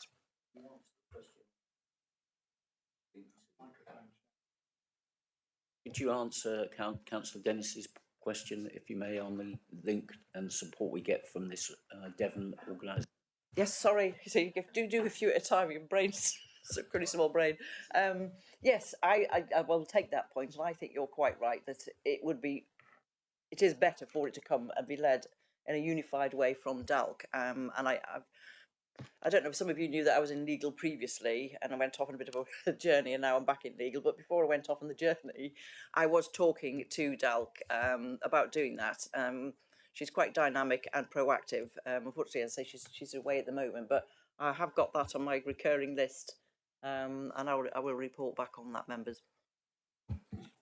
Thank you very much, Catherine. Can I just add to that, yes, to bear in please. mind, what we need to remember is that there's over, I think there's nearly 70 or 60 town and parish councils within South Hams. And if we say on average there's 10 members, we're talking about monitoring or dealing with any complaints against possibly over 600-700 town or parish councils. What I think the trend seems to show is that there's a spike after parish council elections. If you look at what the figure is after, I think it was in 23, there was a spike because there are new councillors who are not aware of their responsibilities and conduct, etc. So I think the key to me seems to be training for new town and parish councils after elections. That may be one way of addressing the situation, and that's and the other point is this: is that from the past there seems to be one or two, maybe a bit more than that, town or parish councils that seem to have a particular problem and generate a fair quantity of the complaints arising. Generally speaking, most or a majority of town and parish councils don't have can I put it, a clean sheet as such. So I mean, we need to bear that in mind. Yeah, thank you, John. I think I've got a few others who would like to speak. So Councillor Dennis, I think, was possibly next. Thank you, Chair. Yeah, just one of the specific things we talked about last July was whether it would actually be a better use of our money to pay DALC to do some mediation to avoid these getting to complaints in the first place. But like I said, that's documented. I'm not sure I agree with Councillor Birch there about that the issues have come about tend to be after elections and new councillors needing training. I think sometimes the issue is the members of the public that didn't get elected because they perhaps missed the lack of understanding about how parish councils, vacancies are advertised and the elections that take place, and as you said, the co-option policies. So yeah, I think parish councils in general, they always struggle to fill their vacancies, and the process to actually become a parish councillor isn't overtly clear to members of the public. Councillor Nix? Yes, I'm just wondering, again, being a parish councillor myself, whether the code of conduct training should be for all, it should be compulsory. I don't know if it is or it isn't, but I don't remember doing it. So I don't know whether it is, and it definitely should be, particularly after an election, whether they're new councillors or not. Councillor Nix. Councillor Oram? Thank you, Chairman. The conversation around sanctions. I mean, we've already had that debate, and there's not really much of debate to be had. Until things change further up the line, we will continue to be all bark and no bite. That seems to be the reality of the situation. We have all the responsibility of this, but no means to sanction as and when we see fit to do so. So it seems to be a bit of a non-starter in my view. But the example you gave a moment ago about the co-option, I find that quite extraordinary because we're essentially the authority that spearheads all elections in the district. So how can we have no means to be involved in any breaches of policy, especially when it comes round to co-option? And if there's a situation where a co-option has happened when an election should have taken place, that should be deeply concerning, should it not? It is concerning, but it's not a concern that we can resolve. A lot of the members of the public, especially, think that we police, and for want of a better word, parish and town councils, and we don't, even though it's a different tier authority. So anything that's internal to do with the way the council makes decisions, its policies, its actions, its lack of actions, is something that we can't. We have no powers, legal powers, to address or resolve. I think Councillor Dennis did have a point that if they had some central training from DALC on those issues to help them more, because it is, as she says, lately it's been a bit of a theme on that in particular. But it's quite difficult to get people to understand the nonsense from the public's point of view, the difference between, well, we can deal with the council's behaviour and their conduct. So that's mainly what we're looking at, the way they've behaved in dealing with something. So if in dealing with a meeting on co-option, they've been excessively rude to a member of the public, that would be something for us to look at, but not the actual legality and the application of the policy. And to them, it sounds nonsense, and I understand that, but maybe if the parishes did have a better understanding of their obligations, I don't know, maybe it would help. Yeah, thank you, Catherine. Councillor Rick. Thank you, Chair. I preface this by saying that if any members have money left in their Lego budget, personal Lego budget this year, there's a Lego thing you can get, which is a little machine that you build, and one bit goes backwards and forwards and the other bit goes round. It's called a Tennessee Do Nothing, and its sole purpose is to do nothing.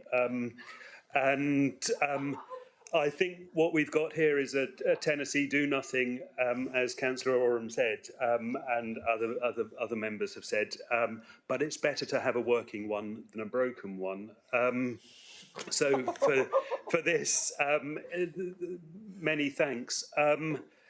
I think there are a couple of things, and therefore I think the idea of responding to the consultation both individually and corporately is absolutely essential, because whilst I agree with the idea that the ultimate sanction is at the ballot box, that can leave you with 4 years of a dysfunctional parish or town council or abusive or unpleasant councillors, and that is in nobody's interests. I think there are two things where perhaps as members we could assist, or one thing where we could assist, and that is really stressing to our parish councils the value and importance of training of councillors. I think I go around and see some councils where training really isn't up to snuff, possibly my own parish council included, of which I'm the chair, and therefore I take full responsibility for that. And the second is, I wonder, noting Councillor Birch's comments about the costs and the responsibility for those costs, I wonder where complaints relate to councillors rather than to the council or the clerk, if there couldn't be some triage by parish clerks, who I know are overburdened in their workload, but where they actually take an initial look at complaints and make an initial informal recommendation for how those should go forward. I mean, they might have a view as to whether this is somebody, as is often the case, I believe, sort of trying to litigate a personal dispute through our processes. and whether that might relieve the burden on us and on our independent people. So those are them. But do try the Tennessee Do Nothing. It's a great toy. Yes, thank you very much, Councillor Rake. We're struggling how to minute that sort of suggestion. I think poor Amelia is Other looking toys up are now available. Lego toys. But I think basically your point is it's very, very clever contraption, but achieves nothing. Yeah, well, I think we're potentially seeing that. So, there's some very interesting. Oh, John's going to suggest other toys. No, I'm just not commenting on the machine. But the important point, picking up on something that you just mentioned, the complaint is only against councillors. You can't make a complaint against the parish council, and you can't make a complaint against the clerk. Well, you can make a complaint, but it's not a complaint that concerns us. Yes, we can only deal with complaints against councillors.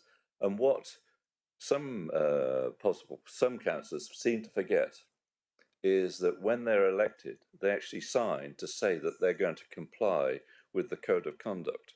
And when thinking about that, maybe it might be a possibility or an idea worth thinking about sending out or making reference to the code of conduct when sending out nomination papers. In other words, if they're putting their names forward, they ought to be reminded that if they're elected, they do need to comply with the code of conduct. I'm just putting that forward as because that seems to be, they've signed a piece of paper. They don't realise they've signed up to complying with the code of conduct. And that's it. They first become aware of it when they get involved in this process. Thank you, John. Councillor Nix? I think Councillor Birch has a very good point there.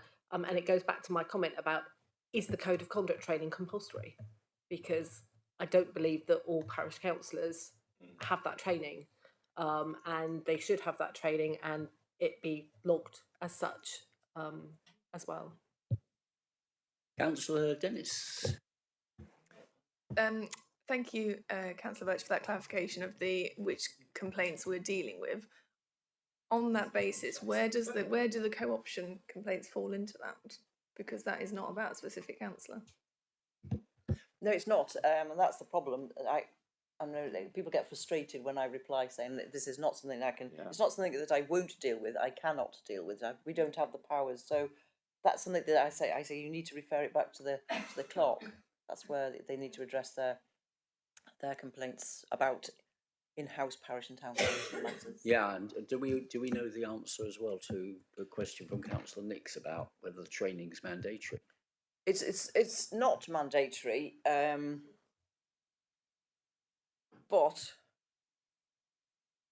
there's a strong recommendation that you should have that training, because if you don't understand something, how do you put it into place? There isn't a forfeit, for want of a better word, if you don't train. There's no, again, I mean, there is going to be an other box in this consultation. So all of these things do put in the consultation for people to pick up, because we're on the ground here and the government isn't, and don't really understand what it is, the nuances in all this. So by all means, put that in there. But they should have training, but there's nothing to compel them to have that training.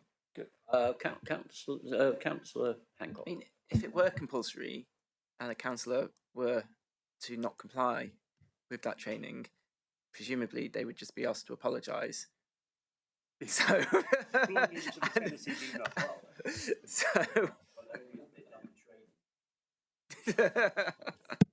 Councillor Birch, I think.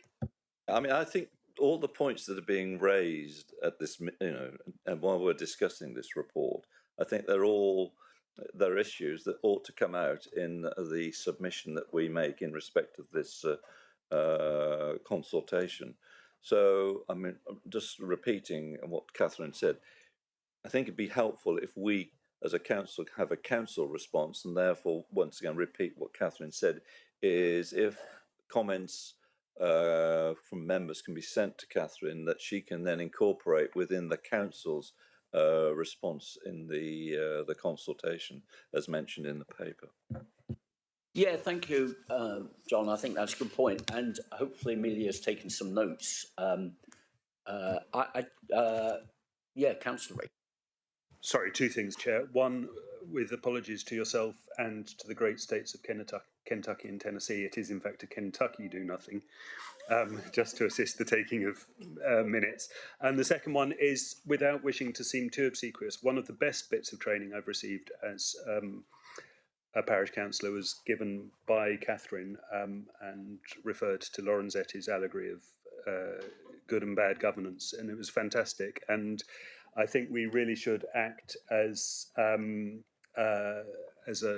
gateway to more of that sort of thing. And I would much rather see Catherine's time, not that I have any say in the matter, but being used in preventative training rather than reactive operation of whatever machinery we have at hand. Thank you. For our benefit, could you spell that Orangetti? Kentucky? Oh, Lorenzetti. Lorenzetti, yes. Lorenzetti. Yes. An Italian artist. Do some training, Chair. You will see it. He's not allowed to say anything. Okay.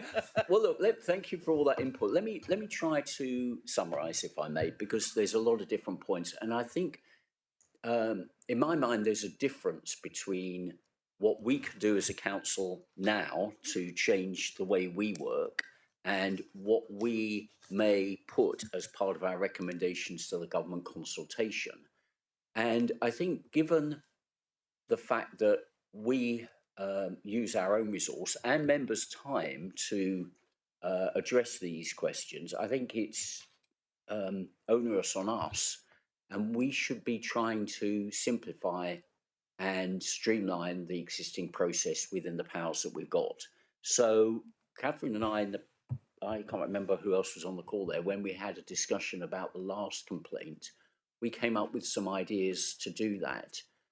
And that doesn't need government consultation. We can just go ahead and make our own changes, because we given the sort of fact that some of these complaints are quite minor and there's no sanctions anyway, I suspect that if we can just reduce our own effort and Catherine's time, that will be a good step forward. So perhaps as part of this, we will go forward, Catherine, if we can, and I'm happy for anyone else to be involved if they want to present some recommendations to simplify the way we work. And obviously David will be involved in that. So if someone wants to be involved, let me know. And Councillor Oram is keen to join that, and Councillor Nix as well. So let's have a little team up there informally, just to take some changes in the way we work. Secondly, there's some very good ideas about changing the overall structure, and maybe making training compulsory, maybe changing the sanctions, maybe clarifying the concerns and the issues more clearly. And I think that should all go into the government consultation. Now, I don't want to stop individual members sending their own consultation through, and there's no way that we would want to do that. So I'd like to make a change to the recommendation, an amendment, which is that under 3, we add the words councils. So in other words, we delegate the council's response to the government consultation. So after the word the. So in other words, this is a council's recommendation. And if anyone wants to reply to the consultation in their own way, in a private way, that's open to them. They don't need to come through us. They can just send it off anyway. But if you want it to be included in the council's feedback, we will take that on board. I hope that can be accepted. Councillor Rake, I'll come back to you in a moment. But the other point that came out when we looked at this in the last discussion was that it wasn't really clear which aspect of the code of conduct was being breached when we looked at the documentation. It was quite waffly and long-winded, and I think it will be very helpful when we look at the papers to really understand where the independent member or the independent expert felt the breach was occurring. And I think that would help us think things through. All right, with that, I'll go to you, Councillor Rake, if you have any point. Sorry, Chair, just on a point of order, whether I don't know whether are we allowed to delegate the council's response? Okay, right. Well, in that Yeah, case, if it's a let's do motion it. passed, yeah. I mean, can we? Councillor Birch thinks we can. Yeah, okay. Well, we are the council, I think. I mean, the combination of members and officers is the council, isn't it? Councillor Yardy. It's a question. Are we because there is no financial comeback on a parish council for they don't pay for it. Could they not be asked to pay for their own training? They do. They have to. So that's already as a consequence. But they perhaps don't realise when they put the complaint comes in that they're going to be, what is it, 500 quid down as a result of the potential outcome of that complaint. But it's not the council making the complaint. The complaint comes in from an individual. In other words, the process is not started by a town or parish council. The process is started by a complainant.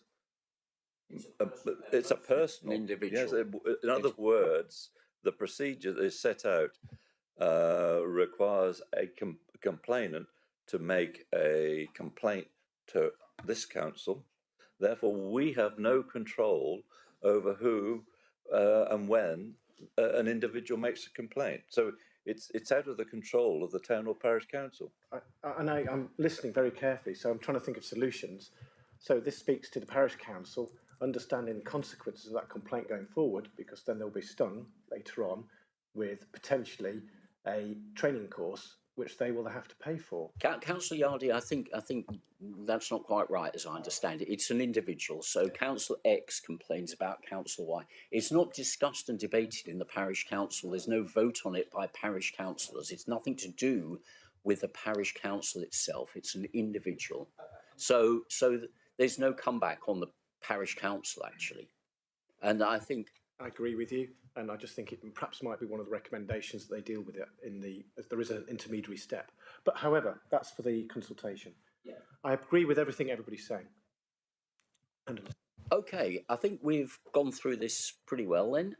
So let's go to the recommendation. We received the report, note the contents. We make recommendations that could be individually or through part 3 that. And we're also recommending that we look at our own process and modify that if and when we can. And I'll take on that with Councillor Nix and Councillor Oram, thank you, and with Catherine and David. And then that we produce a council's response to the government consultation, and we'll obviously take on board any comments in this meeting or anything subsequent by email sent to us. So I'll move that myself, and Councillor Hancock is seconded. All those in favour? Councillor Hancock's happy that he's got on the on the list. Got to be quick. Okay, thank you very much. All right, good. Thank you, Catherine. Thank you, John, for that. You please do. Please stay. All right. Right. Local Government Ombudsman, item 10. Local Government Ombudsman Annual Review Letter. So we don't have Councillor Hopwood. We don't have Councillor Hopwood, so do we have a substitute for Councillor Hopwood? Or maybe this is something that if Neil committee are happy, I can cover the report. Yes, please, Chairman. Neil, if you wouldn't mind. Thank you very much. Thank you. So the report in front of members today is the annual Local Government Ombudsman letter, which considers the handling of complaints that have escalated to them.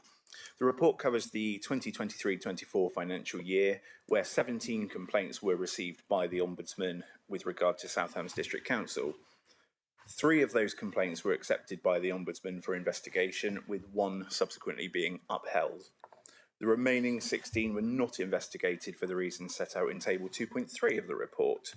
And those were broadly where the customer hadn't exhausted our existing complaints handling process, or it was something out of scope of the Local Government Ombudsman, such as challenging a planning decision. To put those numbers into context, and that's really good performance compared to other local authorities, where typically upwards of 60% of complaints are upheld, and we're 33 complaints, 1 of 3. And just to put wider context, I mean, 163 stage 1 complaints were received by the council during that same period of time. So that's where a complainant comes to us, raises a complaint, we then follow our complaints process. The report also highlights a new code for local government complaints handling, which effectively reduces the timescales we have to handle complaints received by the council. What that means for us is that complaints at stage 1 of our process will now need to be acknowledged within 5 working days. And as a council, we already do that. We pretty much instantly acknowledge those complaints and the receipt of those complaints from our system. But importantly, we are required to submit a full response for stage 1, so having investigated the complaint and responded within 10 working days. And currently we have 20 working days to do that. So it halves the time we've got to handle stage 1 complaints. At stage 2, no real changes for us. The timescales are as per our existing, so we have 20 working days to respond to a stage 2 complaint. And that's because we've worked closely with the local government ombudsman and adopted their recommended best practice prior to the code coming into force. So we've pretty much been aligned to them anyway. I think I'll leave it there, Chairman, and hand back to you. Thank you. Yeah, thank you, Neil. Okay, well, we've never really looked at this in much detail before, so it is interesting to see. And I wonder if there are any questions or comments. Yeah, Councillor Rake. Thank you, Chair. Having, prior to being elected to this council, supported residents going through the complaints process. I mean, I think anything that shortens and simplifies it is to be welcomed. I think in some of those instances, to be honest, by the time residents had got through stage 2 to the end, which is where they, the ombudsman won't look at a complaint unless it's been through stage 2, they were just exhausted, sort of ground down by the process, and I think so I really welcome shortening of time frames. I think also I'm thinking of one case where the stage 1 didn't receive a response. I don't, and we're hearing that's now been eliminated. But again, it's about sanctions and consequences. And the stage 1 didn't receive a response, and it was just kind of shrugged. Oh well, we didn't. We are now sorry. And that feels like when you're dealing with individuals making complaints because they feel aggrieved and upset, then I think that is inadequate. So again, I welcome the shortening of the timescales and the fact that we are now actually meeting them. Yeah, thank you, Councillor Regan. I think that's a very good perspective. We should be looking at this not just from our own point of view of the council, but from the point of view of residents who are paying for our service and perhaps feeling aggrieved or not well understood, or not well served. So I think their perspective is very important in understanding this. Thank you. And I mean, my question is, are we okay to meet the new targets, Neil? Are there any concerns? Can we, obviously, we've probably got no choice, but I mean, is that going to have any impact on the council at all? No, we believe we are okay to meet those timescales, and we're certainly we're working towards those as we speak. So yeah, no, we're confident with that. And one of the things, and I think it's to respond partly in Councillor Rake's point as well, one of the things that we've built into our process is that we set an expectation for any member of staff responding to a complaint. At the point we receive it, pick up the phone and speak to the customer. Don't automatically throw it into a process that gives us 20 days or 10 days. Pick up the phone, speak to that resident, understand the issues. And we do close down a lot of complaints through that process, because actually very often we'll find actually it's because they're frustrated because their bin hasn't been collected or something like that. And we can work with them on that without going through a formal process that means at the end of 10, 20 days, they get a response which still doesn't get their bin collected. So pick up the phone and speak to them. And I think it's fair to say that the vast majority of cases we are doing that. It's unfortunate to hear that there was a case where that didn't happen, Councillor Rake. And what I would say is if any members get any of those, any feedback on any of that, do feed that into our customer improvement manager, Jim Davis, because he is actively now managing all complaints and making sure that we do hit those timescales. Yeah, thank you. I think that's a good message as well for us as councillors. If we do hear from residents that are concerned, we can just have a quick route and try and fix things more rapidly. And the other question from me is, do we learn anything from the one complaint that was upheld? I mean, what's the learning for the council? And we don't necessarily need to go into the detail, but did we take some good learning points from it, Neil? We did. I've been assured we did. I don't know what those learning points are. I'll be honest.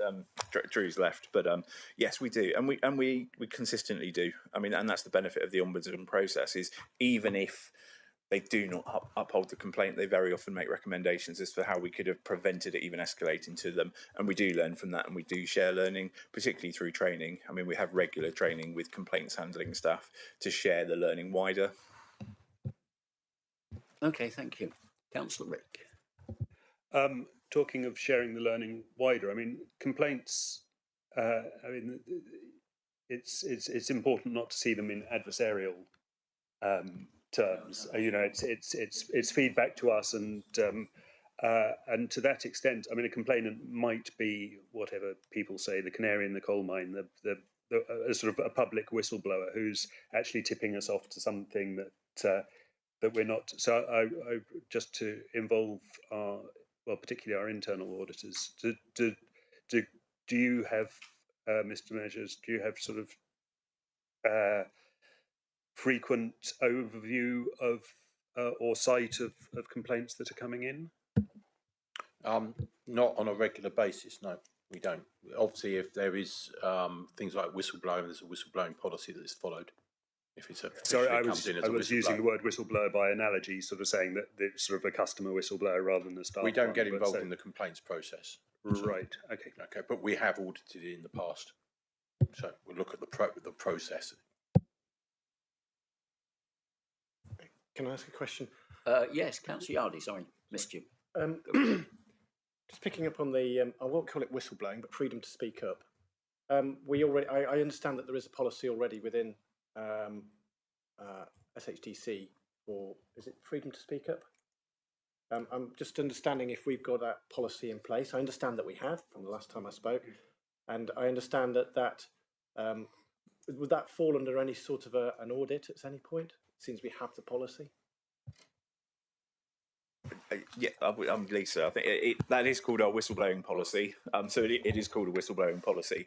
And Lisa, I mean, my understanding is it come to the audit committee, I think, about a year ago for consideration. I'm not sure it's within the internal audit plan to look at that whistleblowing policy. We from an internal audit point of view, we might advise and maybe give guidance on what a whistleblowing policy should look like, but we won't necessarily audit a whistleblowing policy. I understand. I sent some feedback on exactly this subject to, I'm not quite sure who now, it's going back probably a year, but I didn't hear a response. It was basically read and understood, and I presume that was taken into account with any of the operational details and implementation later on. So it's something that I'm particularly quite focused on in terms of making sure that we do have a freedom to speak up policy and that it is actually implemented. Thanks. Well, do you want to have that shared? That do you want to see the policy just privately or as a group? Because I think privately I'd like to see it. I don't know that everybody else has to go through that. So yeah, I would like to see the policy on whistleblowing / freedom to speak up. I've also broached this subject at other organisations, public organisations that I sit on as a member of the SHDC elected member. Thanks. yeah, I think if you've got a particular interest, Neil, maybe you could just share the policy with Councillor Dowdy. Yeah. Okay. Any other questions on this? I don't think there's any recommendations either necessarily from this group. I don't see anyone pointing out any. So let's go with the recommendation that we review the letter. We're not making it, well, we can leave that as it is. So I'm not proposing this. Anyone seconding? Yes, councillor. Or all those in favour? All agreed. All agreed. Thank you very much. Thank you very much, Neil, for that. And good work by the looks of it. So yeah, keep up that good work going. Appreciate it. Right, I'm not quite sure how much longer we're going to need for this for the next two items. Do we want to take a quick break, or are we okay just to press on? No one's going. Let's press on. Okay. Item 11: committee-sponsored task and finish group working group updates. Firstly, the Freeport working group. Councillor Nick, over to you. Yes, at the last meeting, which was before Christmas now, we were discussing the infrastructure of the Freeport, and we were joined by Ian Cooper, who's the Operations Director for the Plymouth and South Devon Freeport, who gave us a presentation, and I'm hoping the members of the working group have received that slides, and if you haven't, please let me know. And if you're not on the working group and you would like to have the slides, then please let me know too, and we can get those forwarded to you. We were looking at the risks in particular of the infrastructure, and the potential risks came up of the green hydrogen plant, the infrastructure on site and its transportation, access to the site and the logistics of the access to the site, and the issues that already a problem for the Langage site in particular, and will only get worse with the implementation of the Sherford side. We looked at industrial zoning and its impact on similar industries. The purchase of the land is in progress. I don't know if Lisa can just give us a quick update on that. I think it's just still progressing, Councillor Nix, yeah. Yes, and as you heard, we haven't actually made any payments on that at the moment. And we touched on the creation of jobs and training opportunities and addressing skill gaps, which is actually one of the meetings that one of the topics we're going to discuss later on. So we have two further topics, and I have a suggestion for the third one.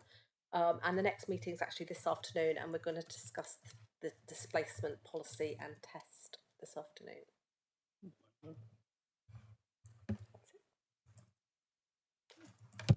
Yeah, thank you, Councillor Nix. Very good. That sounds good progress. Are there any questions on that? Yeah, Councillor Dennis. Sorry, I have a question, but it's about task and finish groups generally, not about the Freeport. So.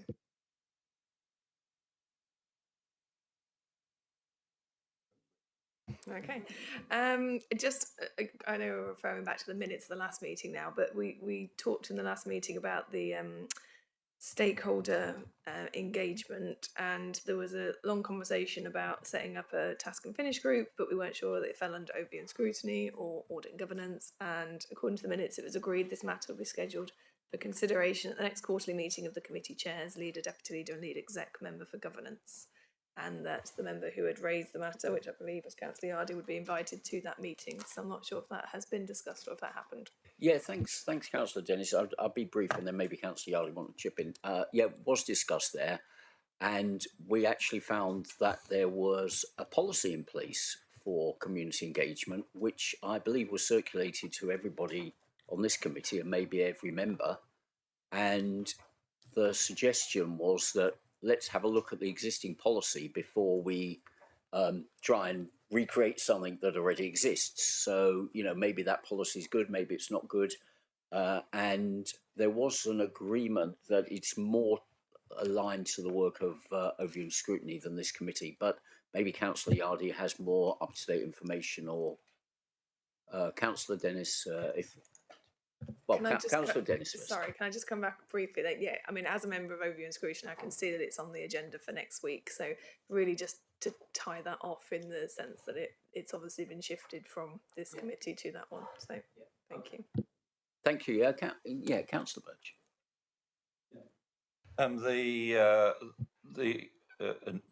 consultation engagement strategy actually emerged a while back from overview and scrutiny.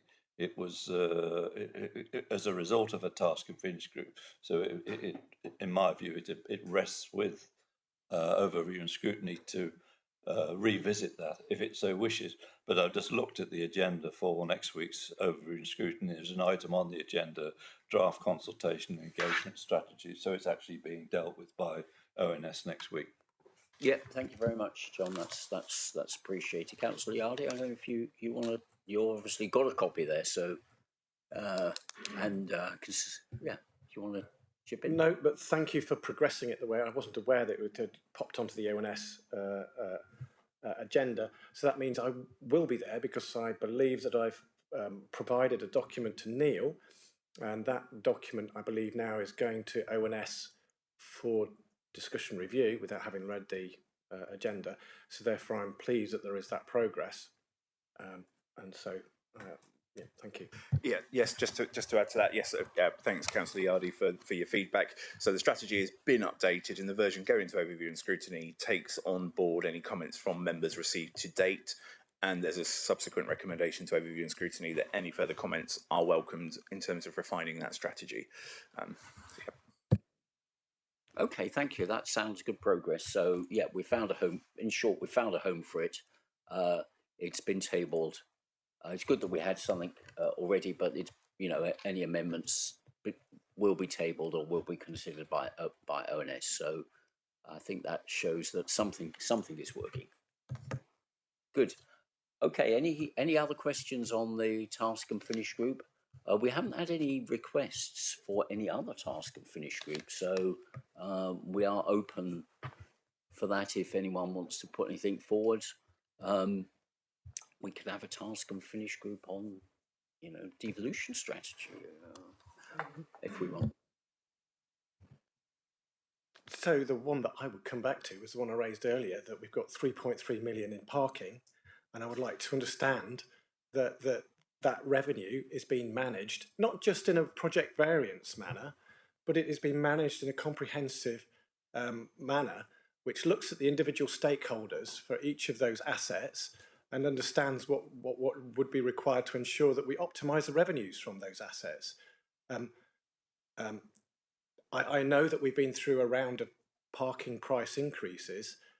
I'm of the opinion that assessment was not sufficient. So I'd like to see a more robust business plan approach to the parking, and that's just my individual view. But that's a big chunk of our revenue, and I would like to see it managed more proactively than I think it is being done so at the moment. Okay, well, let's table that then as a discussion topic. Councillor Hancock. If I may take your bait, Chair, about local government reorganisation, would it not be prudent to follow your advice on this? It is. I'm thinking. I mean, it is somewhat important, and so where will it be looking? Where will it be looked at?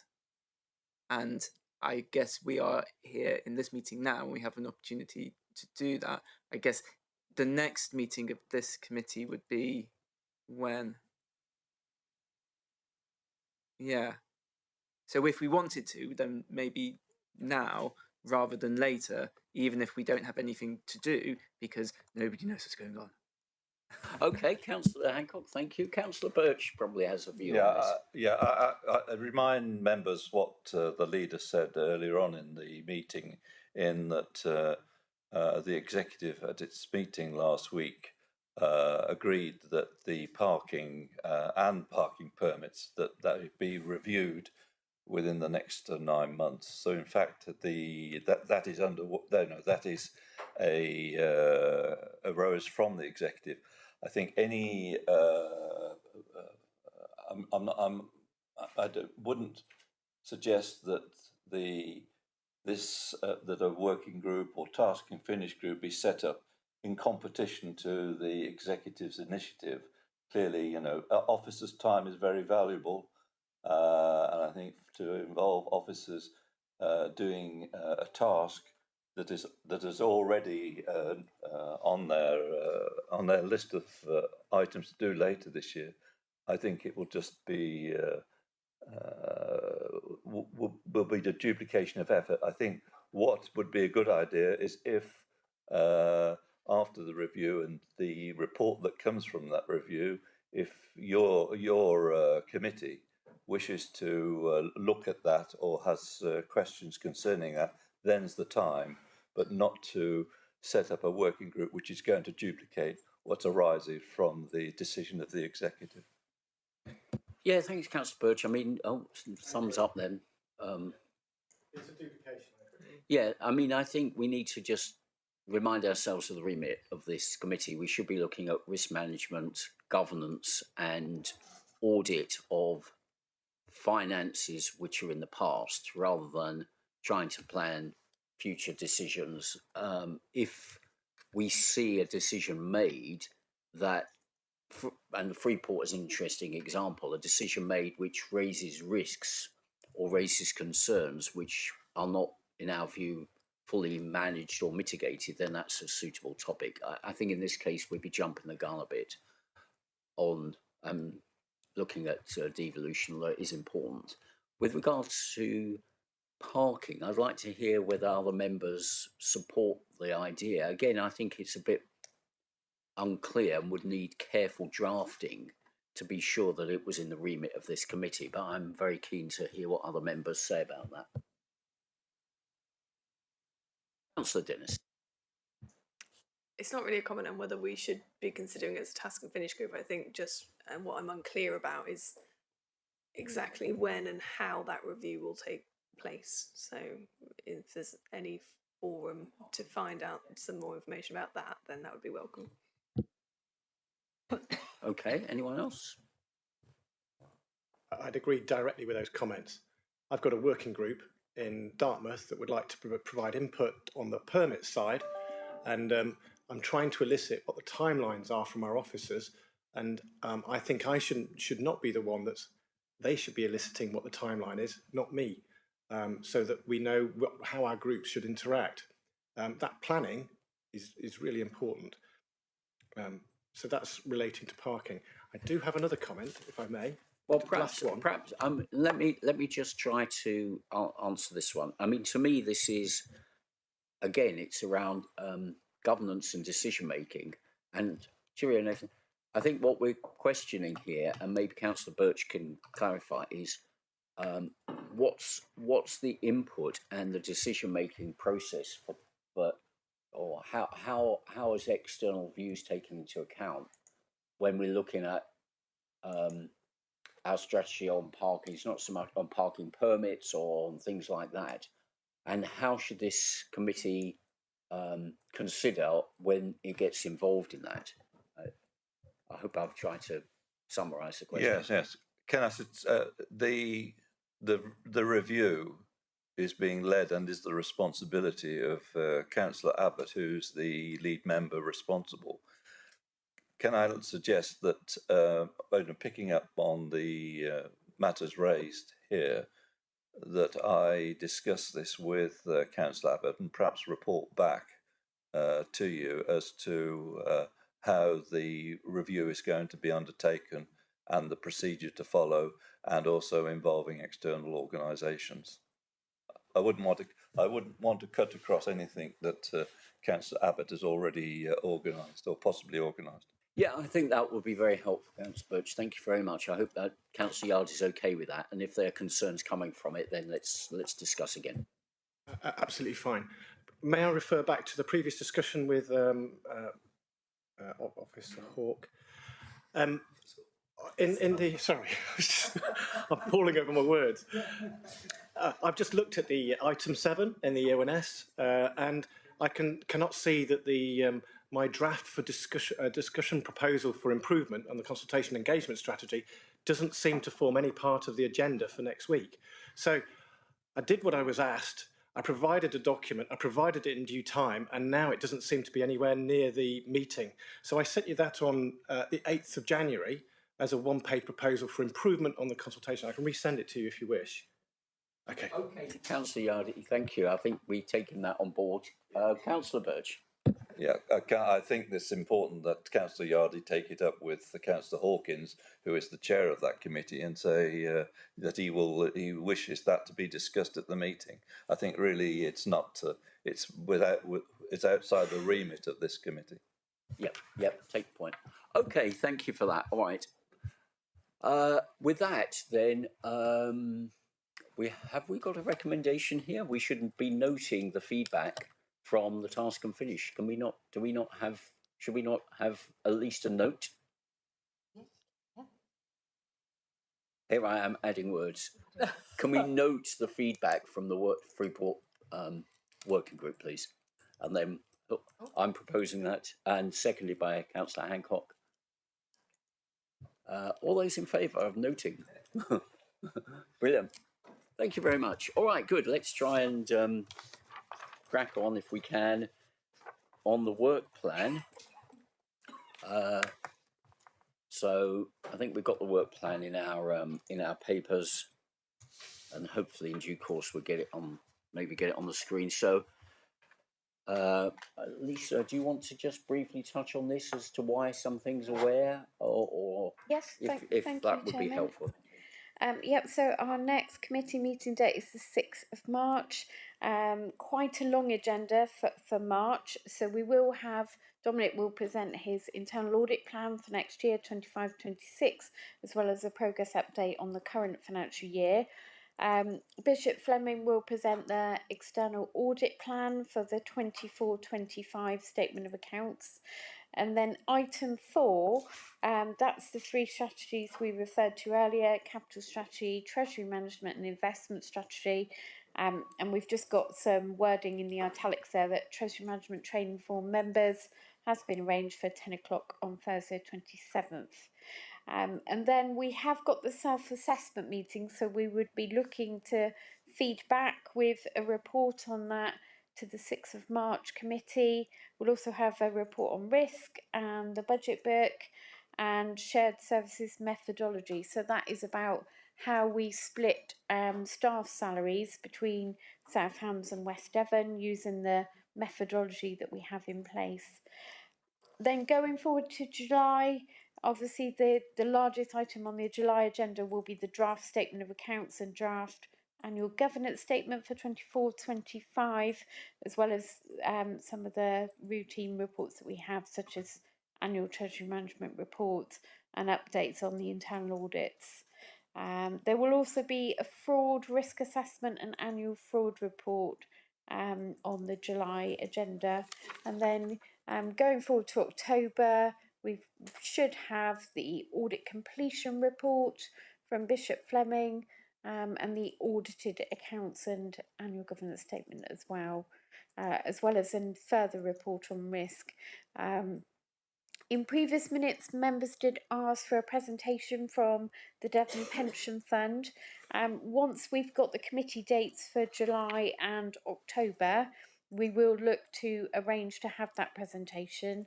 And the dates for the July and October will be confirmed at the next annual council meeting. So that's when the calendar is put before members for approval of the dates for all of the committees and the council meetings for 25-26. Thank you, Chairman. Yeah, thank you, Lisa. And just to add 1 or 2 points, I think we suggested that we might want to have a separate meeting to look at the pension fund, or at least do it in a way that doesn't try and squeeze it in, because it's going to take 30-45 minutes to understand it properly. So you did make a suggestion for that, which was to put it. If members were happy to, we could at the July meeting we could have a morning and afternoon session. So, for example, in the morning we could look at the draft statement of accounts and the draft annual governance statement, and then in the afternoon we could have a presentation from Devon County on the pension fund.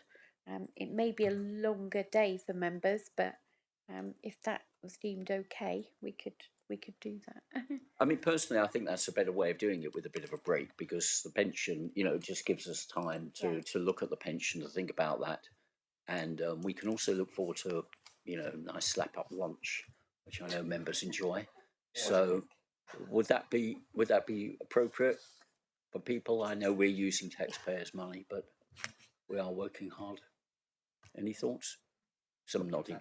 Thank you very much. Okay, and one other question really for members really is, should we table the subject of the complaints procedure, maybe again in July or perhaps even in March, to have a look at what the recommendations were and just to report back, because then I think we've got feedback loop from what we've found about the changes in the process, or what we've decided, what we recommend for changes in our own process to streamline that. Would that be a useful thing to add? Seems positive. Okay, so we'll try. I think July might be better. March is too short, so we'll add that in July. Okay, are there any other comments on the work plan that people have got? Nothing else to add. Okay, but thank you very much, Lisa, for that. That's very good. All right, so let's recommend that the audit committee be recommended to approve its own work plan. I'm proposing that to speed things up, and Councillor Dennis was first. All those in favour? All agreed. All agreed. Okay, is there anything else we should cover? No, good. Thank you. We will close the meeting. Thank you, Chair. Thank you very much. Thank you very much, Amelia, for all that. So